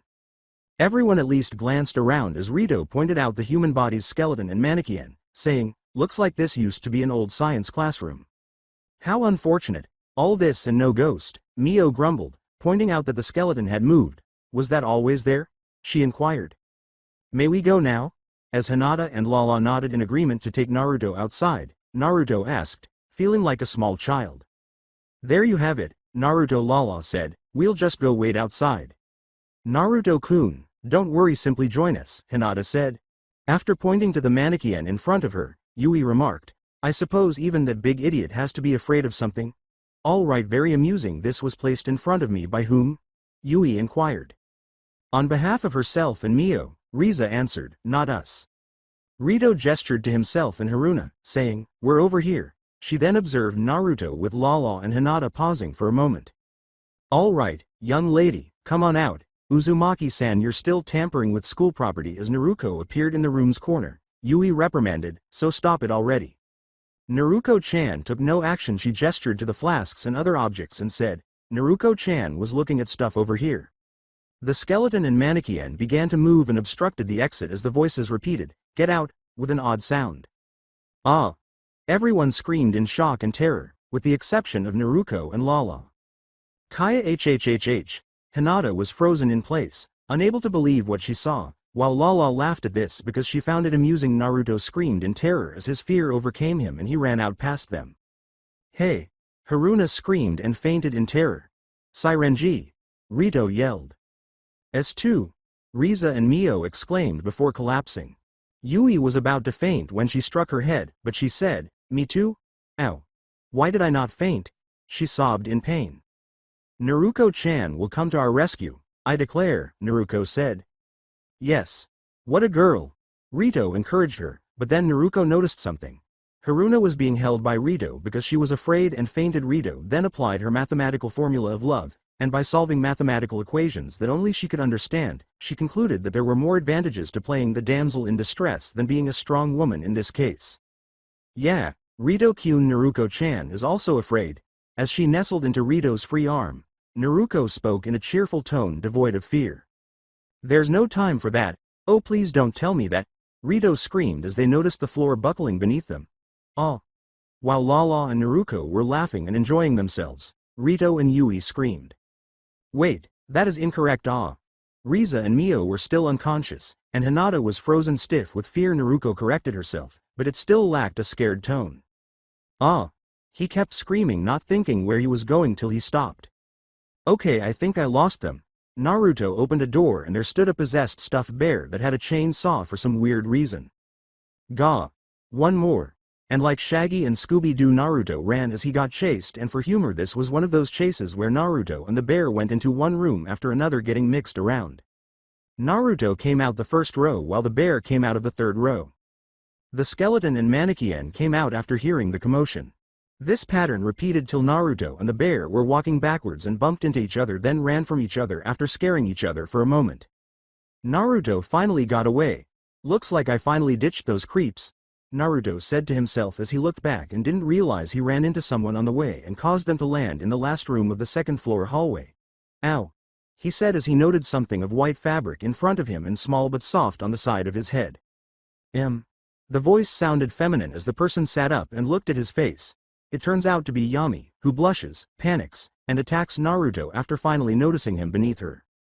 Oh my god! What on earth? As he escaped death, Naruto questioned. Perverts are something I detest. Uzumaki Naruto, you must truly wish for your own death. Yami uttered those words with embarrassment and frustration. My face was sat on by you. What were your expectations? What are you even doing here? Inquired Naruto. Did he ask? Why are you here? She said. I was hired to investigate this place for Dr. Mikado, she inquired. When Naruto realized he had forgotten everyone else in the other room, he said, I actually didn't want to come here, but the others, quick, follow me. As he took Yami's hand and made her run with him back to the room he was in earlier, Naruto uttered those words. But please stop talking and follow me. Rito, Naruko, Lala, and Yui slowly stood up as they ran through the hallways, and she noticed how much larger his hand was than hers. He spoke in a manly tone that, for some reason, made her heart skip a few beats. Oh no, Rito remarked, looks like we fell into the class below. Until they heard the voices once more and a gigantic tentacle monster roared at them. Yui continued, at least we're safe for now. Monster. Rito shouted. Aw, I'm going to pass out, yelled Yui as she struck her head once more, failed to do so, and began to cry. Why am I unable to faint? Before anything could be done, tentacles grabbed the girls, causing Rito to blush and bleed from his nose as the tentacles groped them. Yeah. The monster slammed Rito as the girls screamed and Rito decided to intervene by running to save them. Rito-kun. Then we see his prayer beads change color. Naruto and Yami entered carrying Hinata, who had just woken up from her frozen state, and the still unconscious Riza and Mio. Naruto cried out in terror, believing he was hurt or worse, but to everyone's surprise, Rito found the inner strength to block, grab, and toss the monster hard enough for it to let go of the girls. Whoa, what took place here? Naruto asked, and as he jumped Rito, the girls stood up. Kyun Rito. When Haruna finally woke up, she saw Naruto on top of Rito, which made her heart tighten a little. Naruto took a moment to notice her friend and pulled her in. Naruko-chan is so happy you're not hurt, Naruko said, tears of joy streaming from her eyes. Naruko-chan. Surprised, Haruna called out, Rito-kun should also be thanked by Haruna. It was Rito-kun who saved us, Naruko clarified. What is this thing, then? As the monster changed into three random alien-looking creatures, Naruto asked. Lala recognized them right away as being from different planets, and the aliens explained that their goal was to scare people away until they could get help, not to actually harm anyone. Naruto sighed in relief. Naruto remarked, well, at least that solves the mystery. Yes, a girl's voice said, and I also appreciate your assistance. I was starting to worry that they would stay here and steal my free time. Well, it was no pro. Naruto turned, and everyone's eyes widened in surprise as they saw a girl with blue eyes and hair floating in midair with a ghost tail instead of legs, wearing a transparent kimono.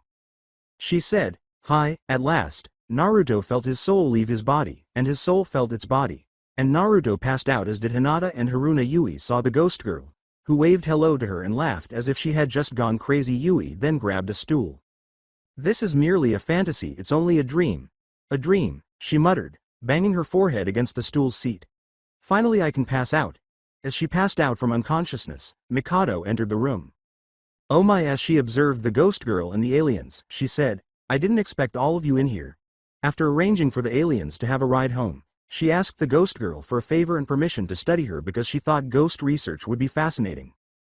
Well, I guess it would be alright in any case. I was starting to grow weary of that old building, she remarked. What is your name, then? While Naruto remained at a distance for the time being, Lala asked.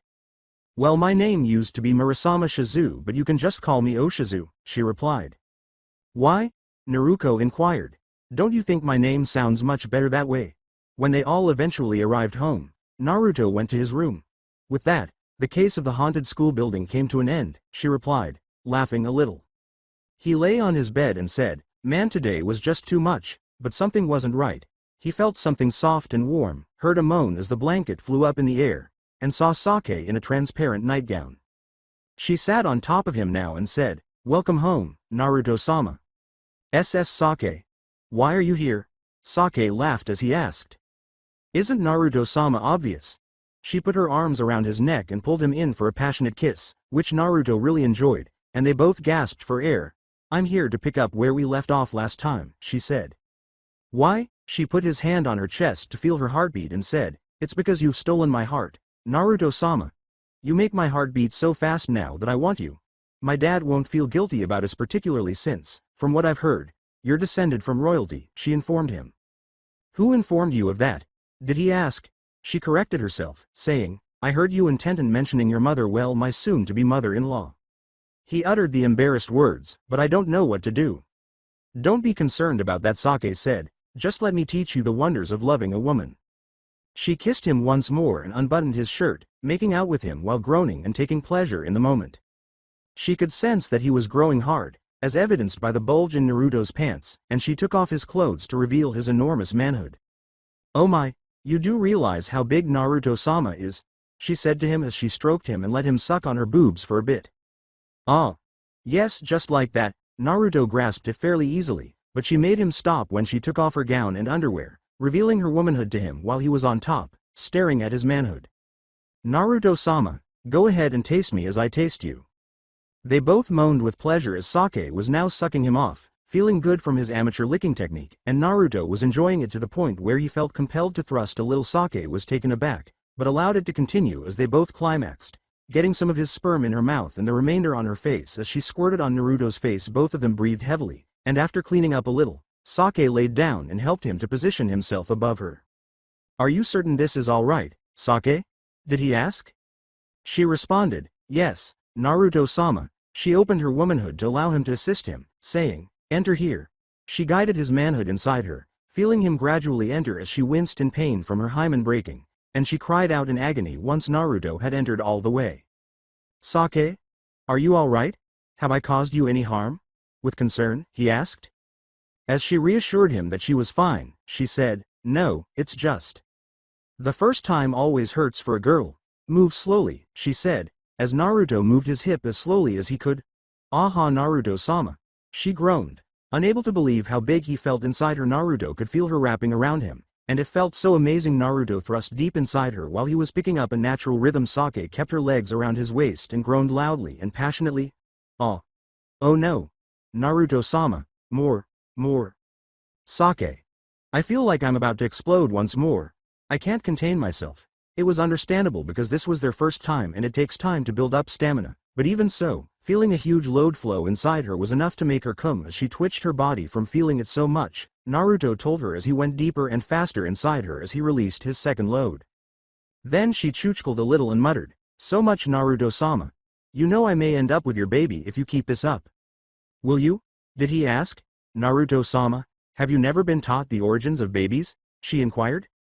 He answered honestly, Well, not really. Sake was taken aback, but she put her arms around him after learning that he was essentially an orphan. Well, don't worry, I'll impart all the knowledge you require. And what we're doing at the moment is how a man and a woman make a baby. She told him as she went into some other details. Naruto got the basics of it and Sake said this is what she wanted. Naruto-sama, she called out as she was on all fours wanting him to dominate her. Naruto couldn't explain it, but he was feeling like an animal where his instincts were just saying to do it and tame the girl before him. Naruto put inside her again. Ah. Naruto grabbed her breasts to grope as he thrust deeper into her, feeling his semen before lubricating how he slides in and out of her. She moaned happily as she continued to moan with each hard and deep thrust. She could even hear his hips slapping her butt with such force. This feels incredible, Sake. I'm unable to stop, he groaned to her. Me too. Naruto-sama. Do it harder, please, Naruto-sama, I love you. She groaned, beginning to drool a little. I adore you so much. She confessed as Naruto kept going at a fast pace and grabbed her butt to move her hips as fast as his. I'm coming. Once more, I'm coming, she moaned as Naruto released more of his seed into her as both moaned loudly. Both fell into the bed all sweaty as Naruto was on top of her and still inside her. After a breather, Sake got on top of him, wanting to go one more round before they had to go downstairs for dinner. At this time Rin was coming to tell them dinner was ready. She noticed Naruto's door was slightly open as she heard moans coming out of there. She blushed, thinking he was likely watching porn and taking some private time to himself. Out of curiosity she looked inside and saw Sake riding him, moaning with so much bliss and pleasure. She could clearly see Naruto going in and out of her as Sake rode him up and down.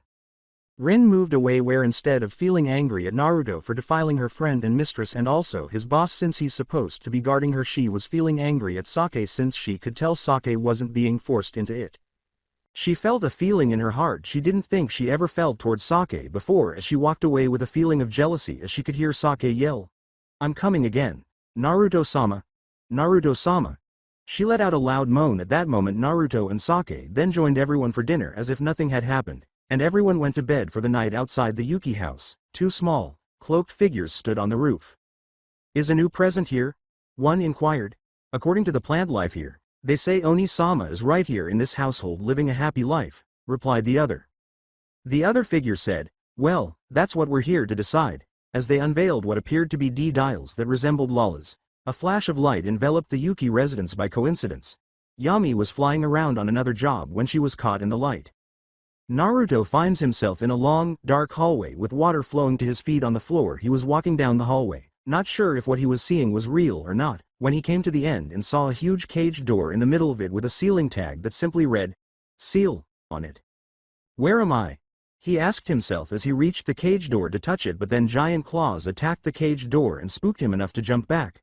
What the? He was only able to see the eyes and teeth, which nearly gave the impression that whatever was inside was malevolent.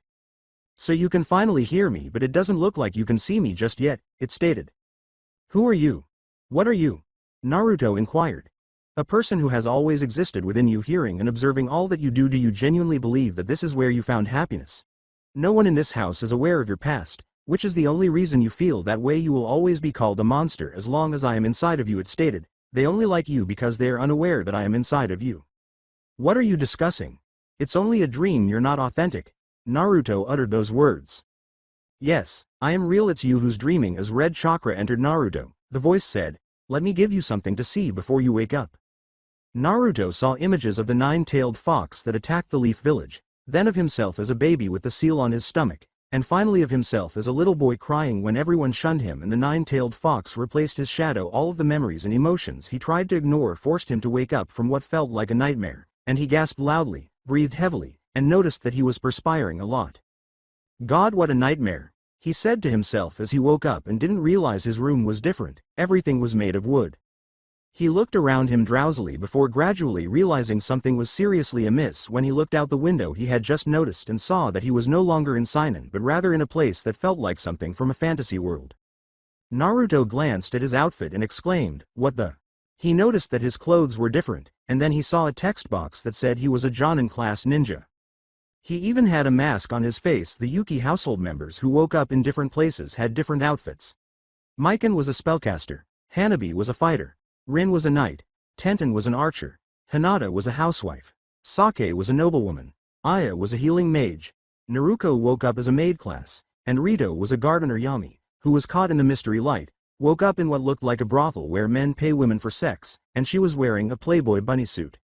She muttered, "I hate perverted things." She also mentioned that she was carrying a tray of drinks. Naruto strolled around, taking in the strange world he was in, and noticed that as soon as he left the building, a ninja sword appeared on his back. What? Or is this a gimmick of some sort? As he started to search for everyone, he asked himself, "Man, this place is really weird. I can barely read some of the signs and I think they're speaking in a different language."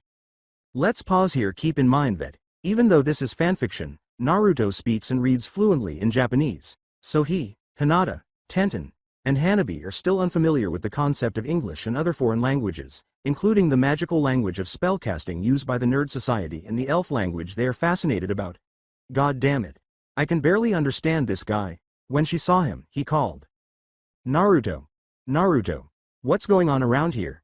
They exclaimed as they rushed to one another. Where are we? She inquired. I wish I was aware, Naruto answered. I can't figure out this place. I was sleeping comfortably in my room and next thing I know I wake up in the middle of a field outside of here. Tenten was upset. Have you considered your attire? Since her archer outfit consisted of a one-piece green dress with a very short skirt and leather boots that exposed a lot of leg and her hair was braided with string in a ponytail rather than her typical bun, Naruto asked, blushing. Yes. I'll let you know. Are you aware of how embarrassing this ensemble is? She snapped at him as the skirt moved up showing her panties. Eek. She squeaked, trying to keep them hidden. Did you see? No. The three groups walked around looking for each other in this large town they're in, and Mikan was fortunate to find Rito and Naruko nearby, while Sake, Rin, and Aya found each other with ease. Not at all, Naruto quickly replied as an embarrassed Tenten pointed her bow and arrow at him. I believe this is the best course of action, Sake declared. Why is that? Aya inquired. Because I am led to Naruto-sama by the red thread of fate. Sake said, where Aya lured in humor, whereas Rin wasn't feeling like her usual self around Sake as she just started walking. Huh? Rin? For the first time, Rin simply ignored Sake and continued walking, but Sake yelled, is there a problem with her? She questioned Aya. I have no idea, Aya responded. She seemed plenty worried up until a little while ago. Rin continued to walk to the town square, wondering why she had acted in that manner and why she was experiencing this burning sensation in her chest. Rito's group and Naruto and Tenten were also going in that direction by chance, and the three groups eventually noticed one another and hurried to the water fountain. Hey guys, did you all make it here? Naruto inquired. Rito said, looks that way. I just knew that the red thread of fate would bring me to you. Naruto-sama. Sake said as she leapt over him. Now what? Naruto asked in bewilderment as he and Rito observed how each girl's attire was somewhat revealing in one way or another. Some, like Mikan and Aya, wore skin-tight clothing beneath their cloaks, while others, like Rin, had very little at all. The boys took that as a cue to turn away. If you stare you die. Wait, some people are still missing, aren't they? Naruto made a point. Tenten noted, looks like Hinata, Lala, and Hanabi are still missing. You would think they would find us with their Byakugan. Lala is kind of another story, Naruto replied as he looked around till they heard screaming heading their way. They all looked that way and noted Hinata and Hanabi were being chased by pervert-class enemies. They were categorized as MILF lovers and lolicons, and due to Hinata being a housewife class in a violet kimono with an apron on and Hanabi being around Mikan's age in a revealing fighter's outfit. Well, we found them, he said. Naruto attempted to use ninjutsu, but none of his usual techniques were effective, Rito noted. But those seem like a lot of enemies to deal with. What the? Did he ask? Since Hinata and Hanabi must be experiencing the same problem if Naruto and Tenten are unable to use ninjutsu normally, Mikan said. Well, now we know why they're running. Hinata. Hanabi. Come along with us. As they all fled to the alleyways to trap the horde of perverts, Naruto yelled, and they removed the sewers from the city. They were now in the field to catch their breath. What's wrong with this place? Hanabi grumbled, and as they turned to face the sky, they noticed two cloaked figures. Players, welcome, one said. Welcome to our Trouble Quest game. A match? They inquired. Yes, the cloak figure stated. We transported you all here last night to test the fiancé of Lala, Saddle and Deviluk, as they displayed a screen grab of Lala lying on a bed like a sleeping beauty while wearing a princess-class dress. Lala. Naruto shouted. At the moment, she is unable to hear you. Our game's goal is to see if you can save her from the game's last boss. All of you will be sent home after you accomplish that, the cloak figure said. See you there. Hey, hold on. Before he could ask any questions about the situation, Naruto yelled. Where are we even supposed to go? Naruto inquired.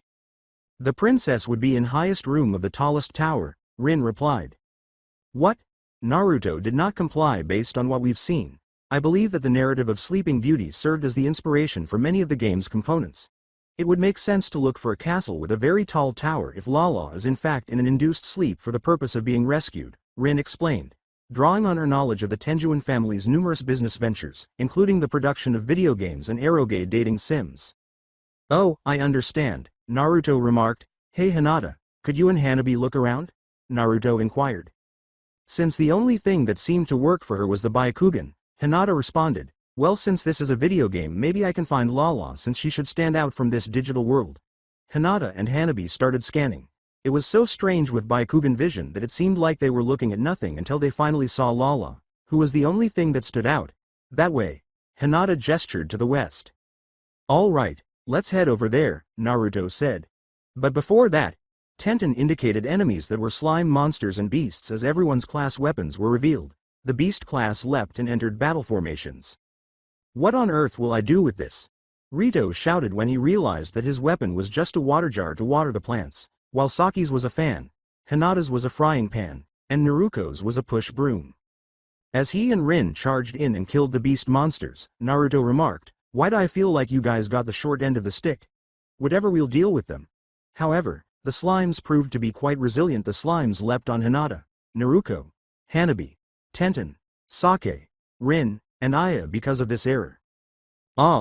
Mikan was fortunate to avoid them, but they all screamed as the slimes made their bodies feel weird. After noting a help screen for her character class to chant magic, she remarked, "I wonder if there's... Oh, here's something, Palk Redunt Niniar."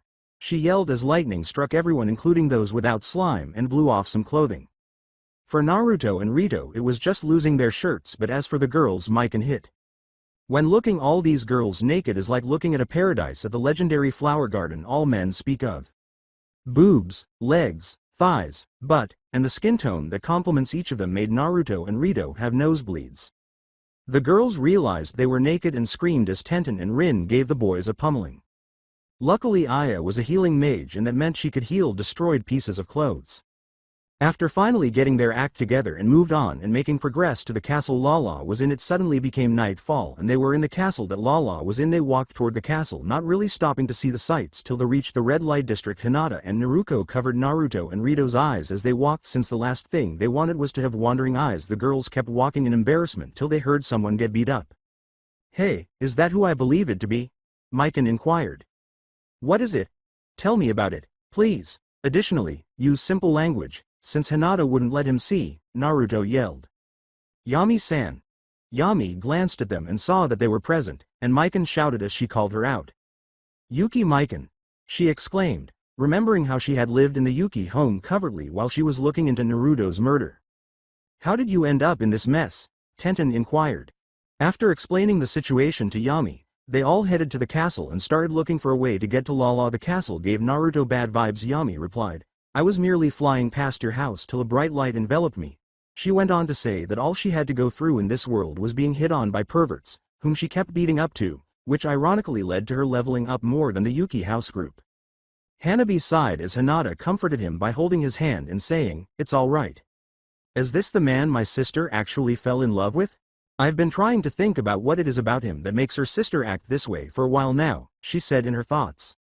She recalled the times she used to play with her sister and then noticed that when she was having trouble with the training, she would sneak off somewhere to watch Naruto, the boy they were told to avoid at all costs. Even now, Hanabi doesn't understand why it's always him. Perhaps now that she and Hinata are on more amicable terms since being transported here to this world, she feels more possessive of her old sister's attention, as evidenced by the times she now gets in the way and glare at Naruto.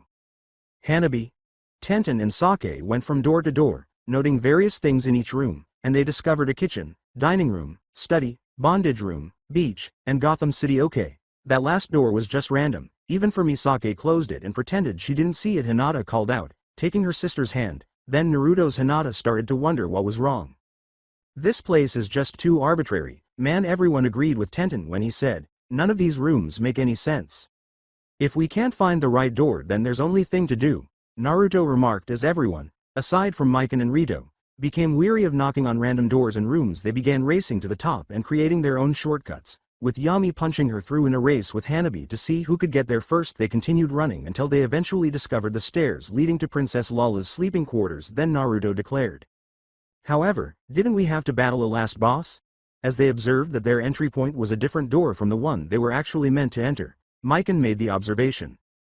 Rito remarked, "I guess that last boss was over there and we must have passed him." "Well, we'd better. Hey, where's Naruto?" Tenten inquired as they noticed that she was already standing beside Lala. "Naruto, what are you doing?" Naruto inquired. Naruko-chan figured Lala needs a kiss to wake up like in the stories, she responded. "Her prince, not her maid, is kissing her." "Naruto-sama, I think you are to do the deed," Sake yelled, pulling her back because she was ruining the mood. Sake said, Just this once, I'll give my rival a pass since we can't leave until you kiss her. Sake turned to Hinata, who nodded for him to do so, analyzing Lala's sleeping face. Naruto approached her apprehensively and lifted her up for a kiss. Noting that she suddenly puckered up her lips, it was so clear that everyone was perspiring that Naruto had to say this. As Lala opened her eyes and then swiftly closed them again, he remarked, "You've actually been awake this whole time, haven't you, Lala?" "No, I haven't," she denied it while feigning to be asleep once more.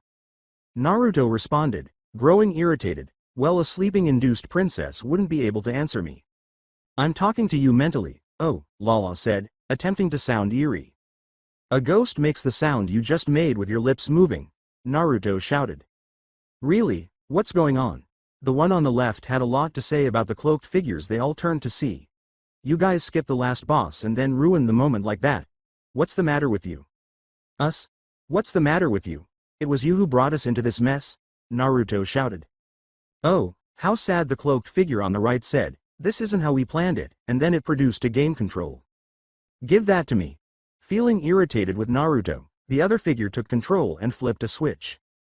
As the room transformed into a fire environment and the last boss, Magical Kyoko, appears, the other figure exclaimed, "Oh. Ha ha ha ha.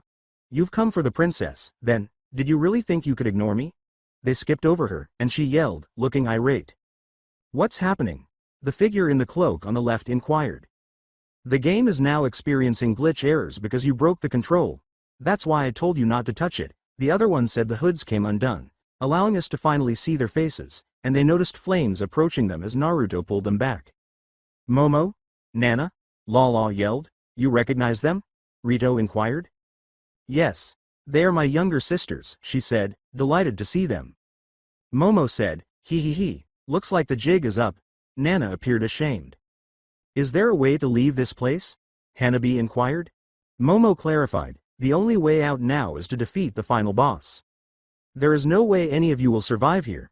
Naruto thought he was done when he saw Hinata shielding him with a giant frying pan. But Kyoko yelled as she transformed into a monster and he charged in as the monster used her fire breath on him. "What?" Momo saw Rito's water bucker, and Hanabi leapt over them to use her special skill. "A giant fist attack," Hinata responded. "Apparently, my special skill is blocking fire attacks with this frying pan." She said, "Rito-san, use your special skill." "But why?" did he ask. Rito followed her instructions and swung it, releasing a bright light that Momo used to summon assistance with her D-dial. Two familiar plants emerged as she said, "Quickly use it." "Celine!" Rito yelled. "Hey Shirobara!"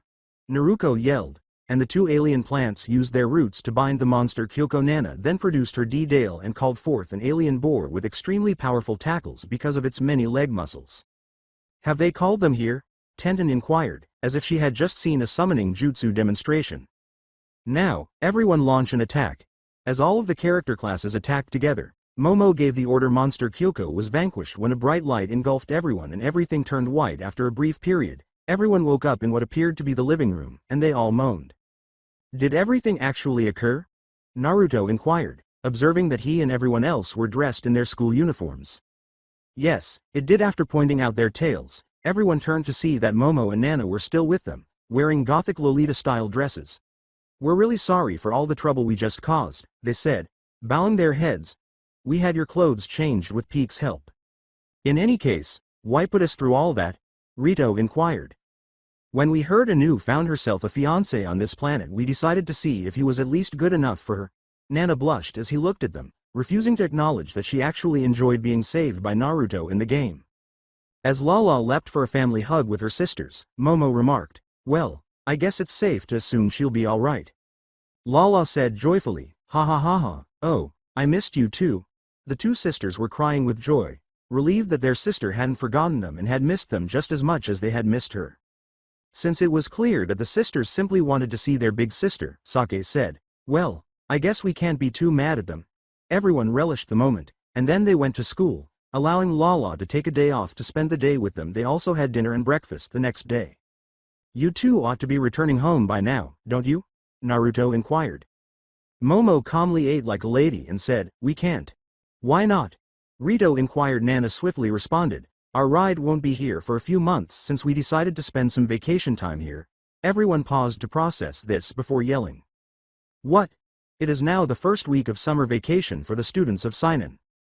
Everyone was enjoying their break with joy and while making sure summer homework assignments were out of the way. Naruto was being helped by Lala in handling his homework since doing all of it was a real chore. Nana and Momo made the most of their time on Earth for the past 2 weeks quite enjoyable.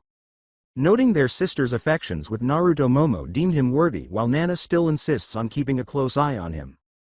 Momo's interest then shifted to Yuki Rito. The way he nurtured the plants including Celine and Shirobara left a real impression on her. Lala then gave an explanation in how Momo can communicate with the plant life and Nana can communicate with animals. It was a pretty shocking thing to hear about as they demonstrated their abilities. Momo noted how happy all the plants in the garden were with Rito and were grateful for Naruto's assistance in their care.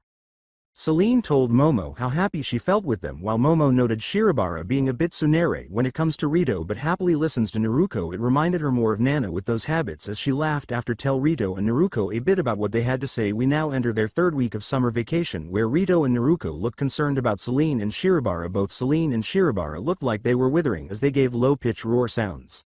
What's the matter, Celine and Shirobara?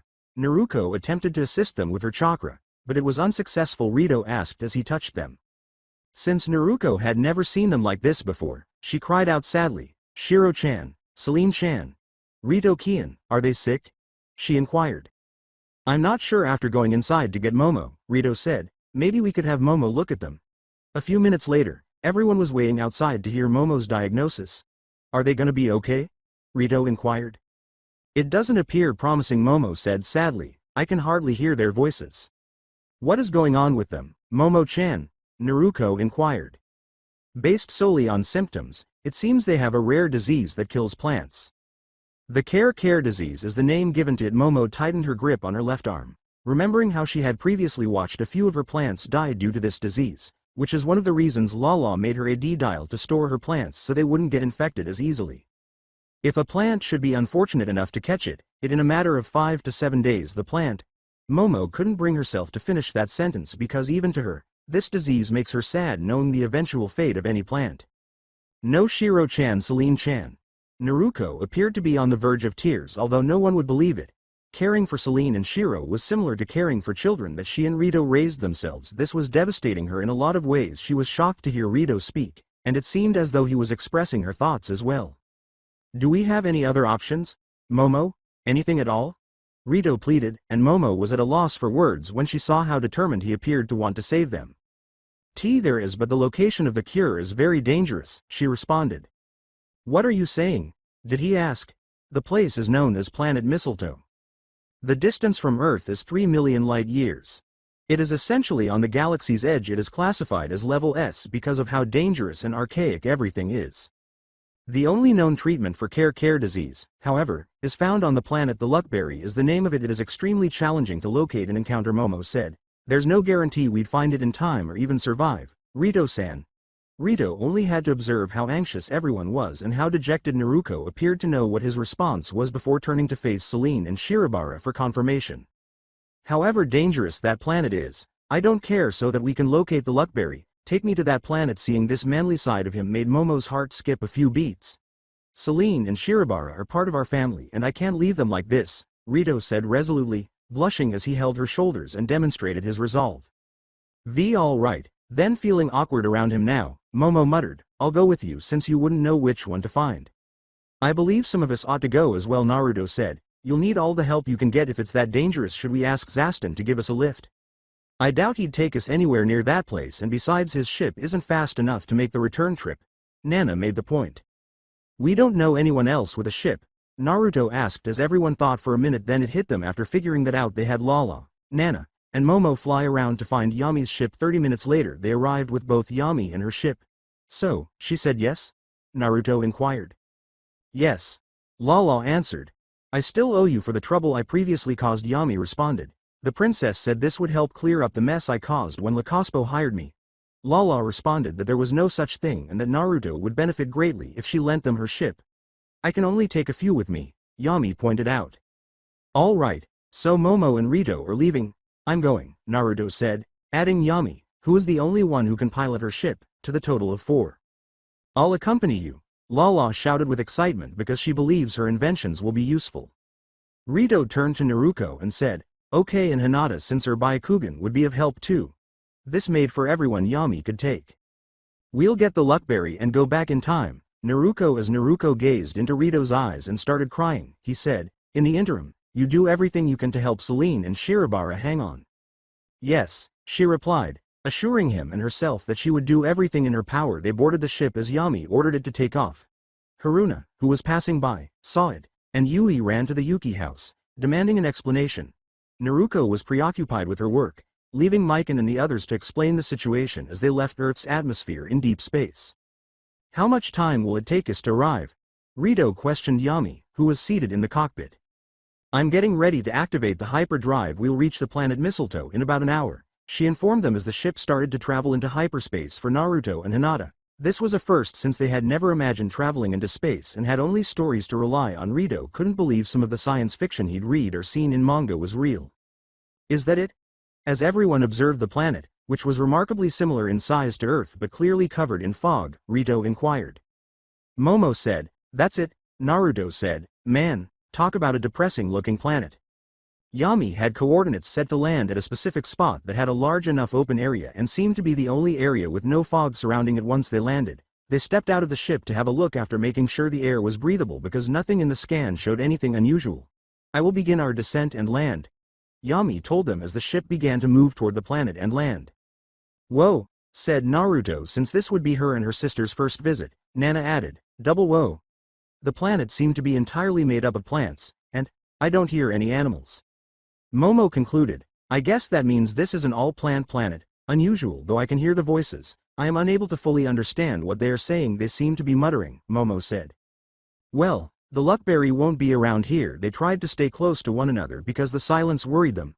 "Okay, whatever you guys do, don't split off from the group," Naruto said in a very serious tone as he leapt down, followed by everyone else, and disappeared into the fog. "Why?" Rito inquired. "Have you not seen that film? With that extraterrestrial-looking guy who hunts people in tropical jungles like this one?" Lala, Nana, and Momo laughed heartily as Naruto yelled. Thinking of the Predator franchise, he had to watch with everyone. They found it amusing that humans thought aliens were like that. Sure, some had criminal records, but the entire idea seemed ridiculous to them, as if the Predators were the most primitive group in the galaxy if they were real. "Come on, tell me this does not have hunting ground setting written all over it," Naruto stated to them. Nana noted, "Well, it is unusually quiet. Observe," Naruto answered.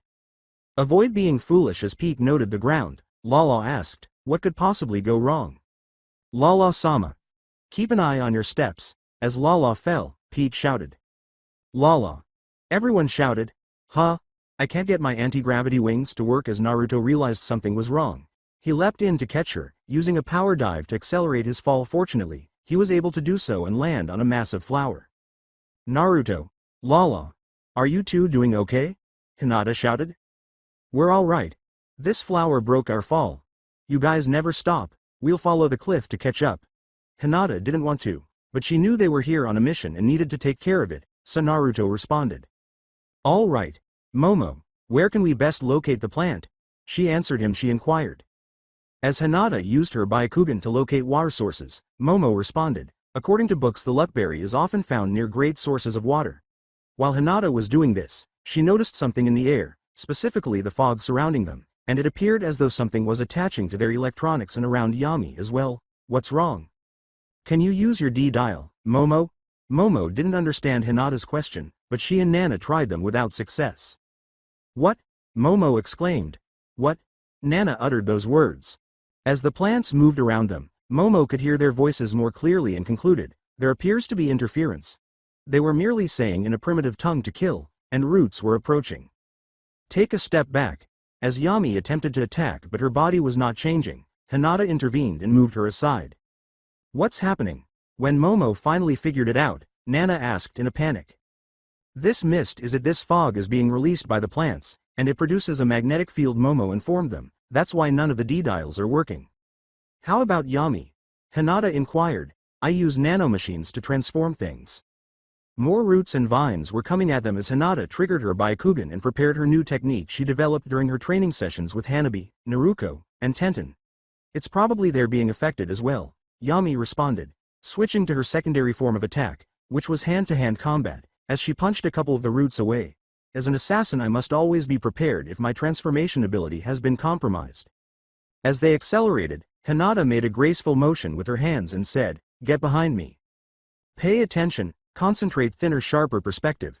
In an effort to keep her friends safe, she told herself in her head, protecting 8 trigrams.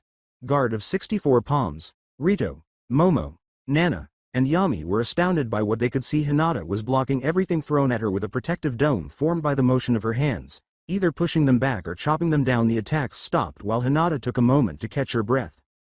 "Hinata-san. Be careful." A violet flower spat a strange green liquid at Hinata's cheek.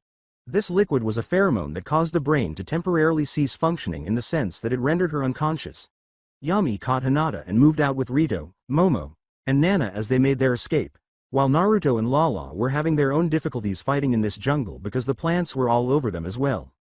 "Peak? What's the issue?" Lala inquired slowly. Peak shut down and undressed Lala, revealing her nude body. "Losing power can't maintain dress form," she said. "Oh my." After both of them had calmed down, Naruto gave Lala his shirt to at least cover up the embarrassment of suddenly being nude. Naruto yelled as he had a nosebleed.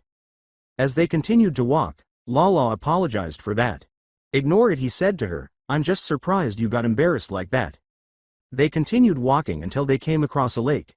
"Well, if I do it intentionally then it's not a big deal, but being naked suddenly like that really surprises me too, you know." Lala complained like a little child. But Naruto assumed even Lala had to have her embarrassing moments too, even though he thought her reaction was cute. Looking at the stunning lake in front of them, Naruto and Lala remarked, "Wow, I guess even a planet like this has some good spots." "Kind of reminds of a place I saw with Papa back on Deviluk," Lala replied. "Now that I think about it," Naruto remarked, "you know, I don't think you ever talk about your dad or your mom much." "What kind of parents are they?" did he ask. "Well, Papa has always been tough and strong and he would always get jealous at anyone who looked at Mama or would get angry if did something to his ships," Lala replied. "What are you saying?" Naruto inquired. "Well, I was always really intelligent even as a young child, and I frequently disassembled Papa's ships to create new inventions." When Lala laughed at those childhood memories, she confessed in an embarrassed tone that they didn't always work. "This one time I took one apart to the point where I couldn't really put it back together and Papa scolded me.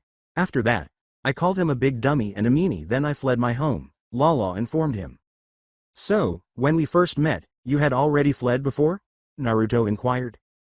"Well, I ran into the woods outside our kingdom, but I could still leave the planet. I only intended to remain outside until Papa expressed regret, but I ended up getting lost. The next thing I knew, terrifying people were approaching me. After everything was finished, Papa carried me on his back," she said, recalling the next time her father Gid had intervened to save her. "I thought I was done for, but then, actually, I was going to cry and apologize to him, but then." "I apologize, Lala, that's not how I should have yelled. You are an indispensable member of the family, but ships can always be replaced," the adult-looking Gid in Lala's memory said. "Your mom, me, and even your sisters would be sad if you weren't there." As Lala tried to contain her tears and smile for him, she looked at the back of his head to avoid seeing the anxious expression on his face. "Whoa," Naruto informed her, "your dad always sounded more like a scary guy." "Yes," Lala told Papa, "I know he does what he does because he cares and wants to make me, Momo, and Nana live happy lives, but he can be scary at times." "How is your mother doing?" did he ask. Well, Lala was about to discuss her mother, the queen, when they heard a sound, and they turned to see a small, dehydrated plant that resembled a bush on the left. "Naruto?" Naruto looked at Lala as he went down to assist it, knowing that if anyone else had been with him, they would have told him to keep away or that it was a monster that could bite. Lala looked at the small creature and was taken aback by Naruto's large heart to not judge this plant creature by its appearance. "I don't know much about plants, but I think I know enough to say this little guy is really thirsty." "Then let's go to the lake with him," Lala suggested, though that meant climbing the slope. Lala was already naturally strong, so she lifted it with no problem. Naruto was then blushing and having a nosebleed. Without really thinking, Lala lifted the plant alien, which shifted her shirt up and revealed her womanhood and bare butt to Naruto. "Everything okay?" she inquired. "Indeed, everything is up. I mean down, I mean stiff, ahem. I mean everything is fine," Naruto corrected himself. "One would think you would be used to this after his night with Sake, but he still needs work on that." On their way up, more plants started acting up. Lala was pushed down as Naruto caught her and the plant alien. "Man, these guys just don't quit," Naruto complained as Rito, Momo, Yami, and Nana just arrived with the unconscious Hinata in hand. "Hey guys. What became of Hinata?" Naruto inquired. Yami clarified, "She's unconscious but she will be fine. Hey Rito.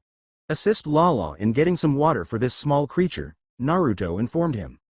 "How about you?" Rito inquired. "I think I'm gonna get these guys a fight they won't forget," he stated. "That's not a very smart idea, in my opinion," Momo informed him. "Hey, how awful can they be?" Naruto asked as Vine wrapped around his abdomen and pulled him into the deeper part of the jungle. "Whoa. Naruto." They all shouted, "Grr, that dumb fool." Feeling irritated that her sister's fiancé was going to kill himself, Nana yelled as she searched Momo's bag and discovered what she hoped was some kind of poison or weed killer. "Nana." Momo called out, but she didn't listen as she kept running straight ahead. "Oh dear," as she pointed out the alien plant, Momo clarified. "All she took was a plant supplement that actually does wonders for the skin." She screamed, Nana said, following the trail after hearing Naruto struggle. When she eventually located him, she saw him and his clones being slammed everywhere. "Hey." Nana called out and wanted to assist, but both Naruto and the plants saw her there. "I have to take action because she is going to be killed." Naruto yelled as he yelled like an animal. Nana was expecting to be killed at this point, but she then opened her eyes and noticed a red arm made of a kind of bubbly substance. It looked like the claw of an animal. Nana looked to her left and saw it came from Naruto as his eyes became red and he grew fangs. Naruto then roared, and that roar gave off a shockwave that made the plants tremble in fear. Almost as if instinct was telling them an alpha male has come. Nana watched this unfold. Naruto looking so feral for some reason made her heart race, but not in fear, as the plants soon backed away and left. The claw retracted back to Naruto as Nana could see a silhouette of what looked like a fox with its tail moving. Naruto then jumped to Nana. Nana's back was now against a tree as Naruto in this feral state stared at her. For some reason Nana felt like she was being looked as a beta to Naruto, who was acting like an alpha male animal. His face got close to her neck as if to sniff her scent. This made Nana felt a form of excitement she didn't think she'd ever experience. Naruto finally reverted back as his proper state of mind returned. "Nana? How did I end up?" As he vaguely remembered not feeling like himself for a while, Naruto asked. Since Nana was unable to respond, either returning to Rito's group, they eventually managed to get the plant alien to drink some water, and to their amazement, aside from Momo, it grew exponentially. "Wow!" Rito screamed in disbelief. "I apologize, Mr. Luckberry. Would you mind giving us 2 of your fruits? We desperately need them to help our young plants be cured of a disease," Momo told the now Luckberry tree, which then saw Naruto returning with Nana as it grabbed its fruits and gave them to Momo and Rito. Momo heard it say it was a thank you gift for helping it, and it moved out of the water when it had had enough. After receiving the fruit, Momo noticed that the plants no longer wanted to attack them, and she wondered what had happened because neither Naruto nor Nana said anything. Hinata had finally awakened from the pheromones effects, and they returned to Earth. "Shirobara, just hold on, Celine, we're almost there," Rito said in his thoughts, believing they were gonna make it. After landing and making a run for it, they noticed everyone standing outside, including Yui and Haruna, but saved the questions for later. "Naruto. We succeeded. Short note. At this point, you can start playing an emotional soundtrack. For example, I would play Rox's theme from the Kingdom Hearts 2 OST or any other depressing song that you feel is relevant to what you are about to read." Rito looked just like Naruto, and everyone on the trip saw Naruto on her knees in tears as they all saw Celine and Shirobara completely withered and shriveled as their petals fell. As Rito approached them slowly and in a daze, Naruto mumbled, "Rito-Kian, Naruko-chan couldn't do it. Naruko-chan wanted to save them. Naruko-chan did her best, but nothing was working. Naruko-chan failed Celine-chan and Shiro-chan." With tears in her eyes, not even looking at Rito. Hearing him say, "Hey Celine, Shirobara, come on. We made it with the luckberries. You have to eat them if you want to get better," made Naruko's grief all the more intense, and Rito finally broke down and sobbed, "It's not fair. We made a great effort. Haha." While everyone tried to console one another because it felt like 2 members of their family had abandoned them, Rito yelled as he sobbed. Lala and Hinata into Naruto. Haruna was at a loss for words and sobbed alongside Rito and Naruko, feeling as though they had lost something significant. Momo felt horrible because she was certain they had time, but then it dawned on her, quick note. You can stop the music here. Wait, why did they get sick so quickly if this is the care disease? In addition, what are the voices I hear? I can hear them, but they're not very loud. Above all else, those pods aren't even supposed to exist. It's almost like they're germinating. Momo took note of them as the pods started to split, and everyone looked up as both of them suddenly opened to reveal 2 kids. A girl with green, smooth hair that appeared to be made of the same plant material as the boys, and a boy with white hair that appeared to be made of Shirobara's white rose petals, as well as a flower on top of her head. Mao Mao. The kids screamed as they landed on Rito, leaving everyone perplexed and wondering where these kids had come from. Naruto slowly stood up and peered at the kids atop the bewildered Rito. Celine-chan, Shiro-chan. Everyone didn't want to believe it, but the kids turned to Naruto when they heard those names, so Naruto called them out. Mao. Both shouted joyfully as Naruto started crying once more, but this time it was tears of joy. Celine-chan, Shiro-chan. As she gave them a firm embrace, she let out a cry of relief and happiness. Mama?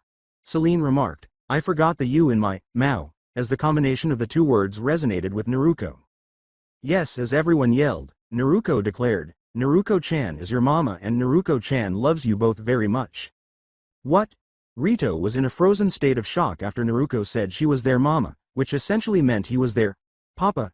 Celine turned to Rito and gave him a happy look, but Naruto didn't care about their reactions because she was happy Celine and Shirobara were okay. Mao. Shirobara, however, gave a tsunere-like then, as he stayed near Naruto. Things took an intriguing turn for everyone present, and Mao. It has been a week since Shirobara and Celine took on human forms. After being studied by Mikado, Momo, and Lala while still possessing some plant-like qualities such as make sure they get plenty of sunlight and water on a regular basis, they are for the most part like human children, such as needing attention, eating food and drinking other liquids for growing, or so she thinks. This kind of evolution was so strange that no one, not even Momo despite her vast knowledge on plants, has never seen this before. Rather think about it on a complicated level. Everyone agreed to just treat them as regular children. At the very least Momo can still understand them, so that helps should an emergency come up. Since becoming human, the two children showed different and a few similar habits. Celine is very outgoing and energetic and often liked to play with Lala's inventions. Shirobara was pretty well behaved and liked to play with toys, even though he mistakes some of Lala's inventions as toys. Shirobara showed obvious signs he was a really big mama's boy and spent a lot of his time with Naruto when she wasn't busy with homework. Celine listened to Naruto too, but showed she liked to be a daddy's girl and is often found near Rito. Both children loved to play video games and found some common ground of playing games that usually turns into some form of troublesome antics for someone in the house. Another thing they share in common is the unusual interest and desire to be breastfed. This has happened 3 times so far. Even though Naruto has no milk to give, Lala decided to help with this, which is where she is right now, while Rito and Naruto were dressed to go out with Celine and Shirobara. Okay, we're heading out, Rito said in his summer duds of cargo shorts and a blue shirt, while Naruto wore an orange summer dress made by Peak, a black bra and panties, and a summer straw hat with her twin tails tied with blue ribbons. Naruto almost looked like a country girl, while Celine wore a white summer dress her size and appeared content to wear it, and Shirobara wore blue and brown shorts. All right, then, have fun out there, Celine, Shirobara, Mikan said, waving them off. Mao. Naruto was out and about in the streets when he saw Yui in light brown pants and a violet shirt carrying her purse and calling out to a cat. The two children waved goodbye to Mikan and said. Rito took Celine's hand as she smiled happily, and Shirobara took Naruto's hand. They left and started walking toward the park as their destination. Come on over here, in her typical tsundere demeanor, Yui said to the cat. Fine, it's not like I wanted to pet you or anything, it's okay, she said, and the cat walked away. Hey, Kotagawa. As Yui turned to face him, Naruto called out to him. They walked together because they were going to the same market, and they started talking when Rito was surprised to see that Haruna was also at the park. It was more like Naruto calling her out there so she could have a chance to talk to Rito more. Celine and Shirobara were running around the park because it was a new place for them and they had never left the yard of their house before. Mao. Celine yelled happily as she chased a couple of pigeons. Mao. Mao? Shirobara was looking at some squirrels running around. Mao. As he chased animals like his sister, he shouted. Haruna noted, they seem to be enjoying themselves. Yes, Rito retorted, they've never seen much outside our neighborhood before now. Ironically, Yui and Naruto were conversing at the same time. As he examined some of the various flavors of ramen, Naruto said to Yui, even now we don't know how this happened, but it's pretty amazing. Yui told Naruto, the universe really lacks common sense. Back at the park, Naruto was mentally cheering Haruna on as she returned with some cold drinks for them, hoping her plan to get together would succeed. Have you told him? Haruna blushed and became frightened as Naruto whispered to her. She answered, I can't, it's too embarrassing. Mao. In an attempt to sample the lemonade, Celine and Shirobara rushed up to Naruto. All right, as she had Celine and Shirobara take sips of the lemonade, Naruto urged them not to fight. Is that acceptable? Haruna inquired. Well, they've consumed milk and eaten pancakes and ramen while she, Haruna, and Rito were chatting, Naruto responded. Momo says they have a lot of human-like features. The three of them were so engrossed in their conversation that they failed to notice Celine wandered off as Shirobara caught their attention. Most onlookers were wondering who the mother was to the two children playing. Mao, Mao, Mao, he shouted, Shiro-chan. Looking around, Nariko failed to spot Celine. Celine-chan? Celine-chan? Naruto shouted. Oh no, she must have gotten lost. Naruto, you take Shirobara and look that way, Rito said. Rito informed her. All right. As she carried Shirobara to locate Celine, Naruto answered. Rito and Haruna heard an elderly man shouting, and Haruna followed him, saying, Rito-kun, I'll help you look. Hey. Rito and Haruna went to the source of the yelling and found Celine in front of a convenience store and had opened a bottle of Coke and took her first sip of it. Hey, come one little girl, I'm having a lot of problems because of you. So that's it for today. I hope you guys enjoyed it. Don't forget to like, share and subscribe to the channel for more awesome stories like this. Thank you. See you all in my next video.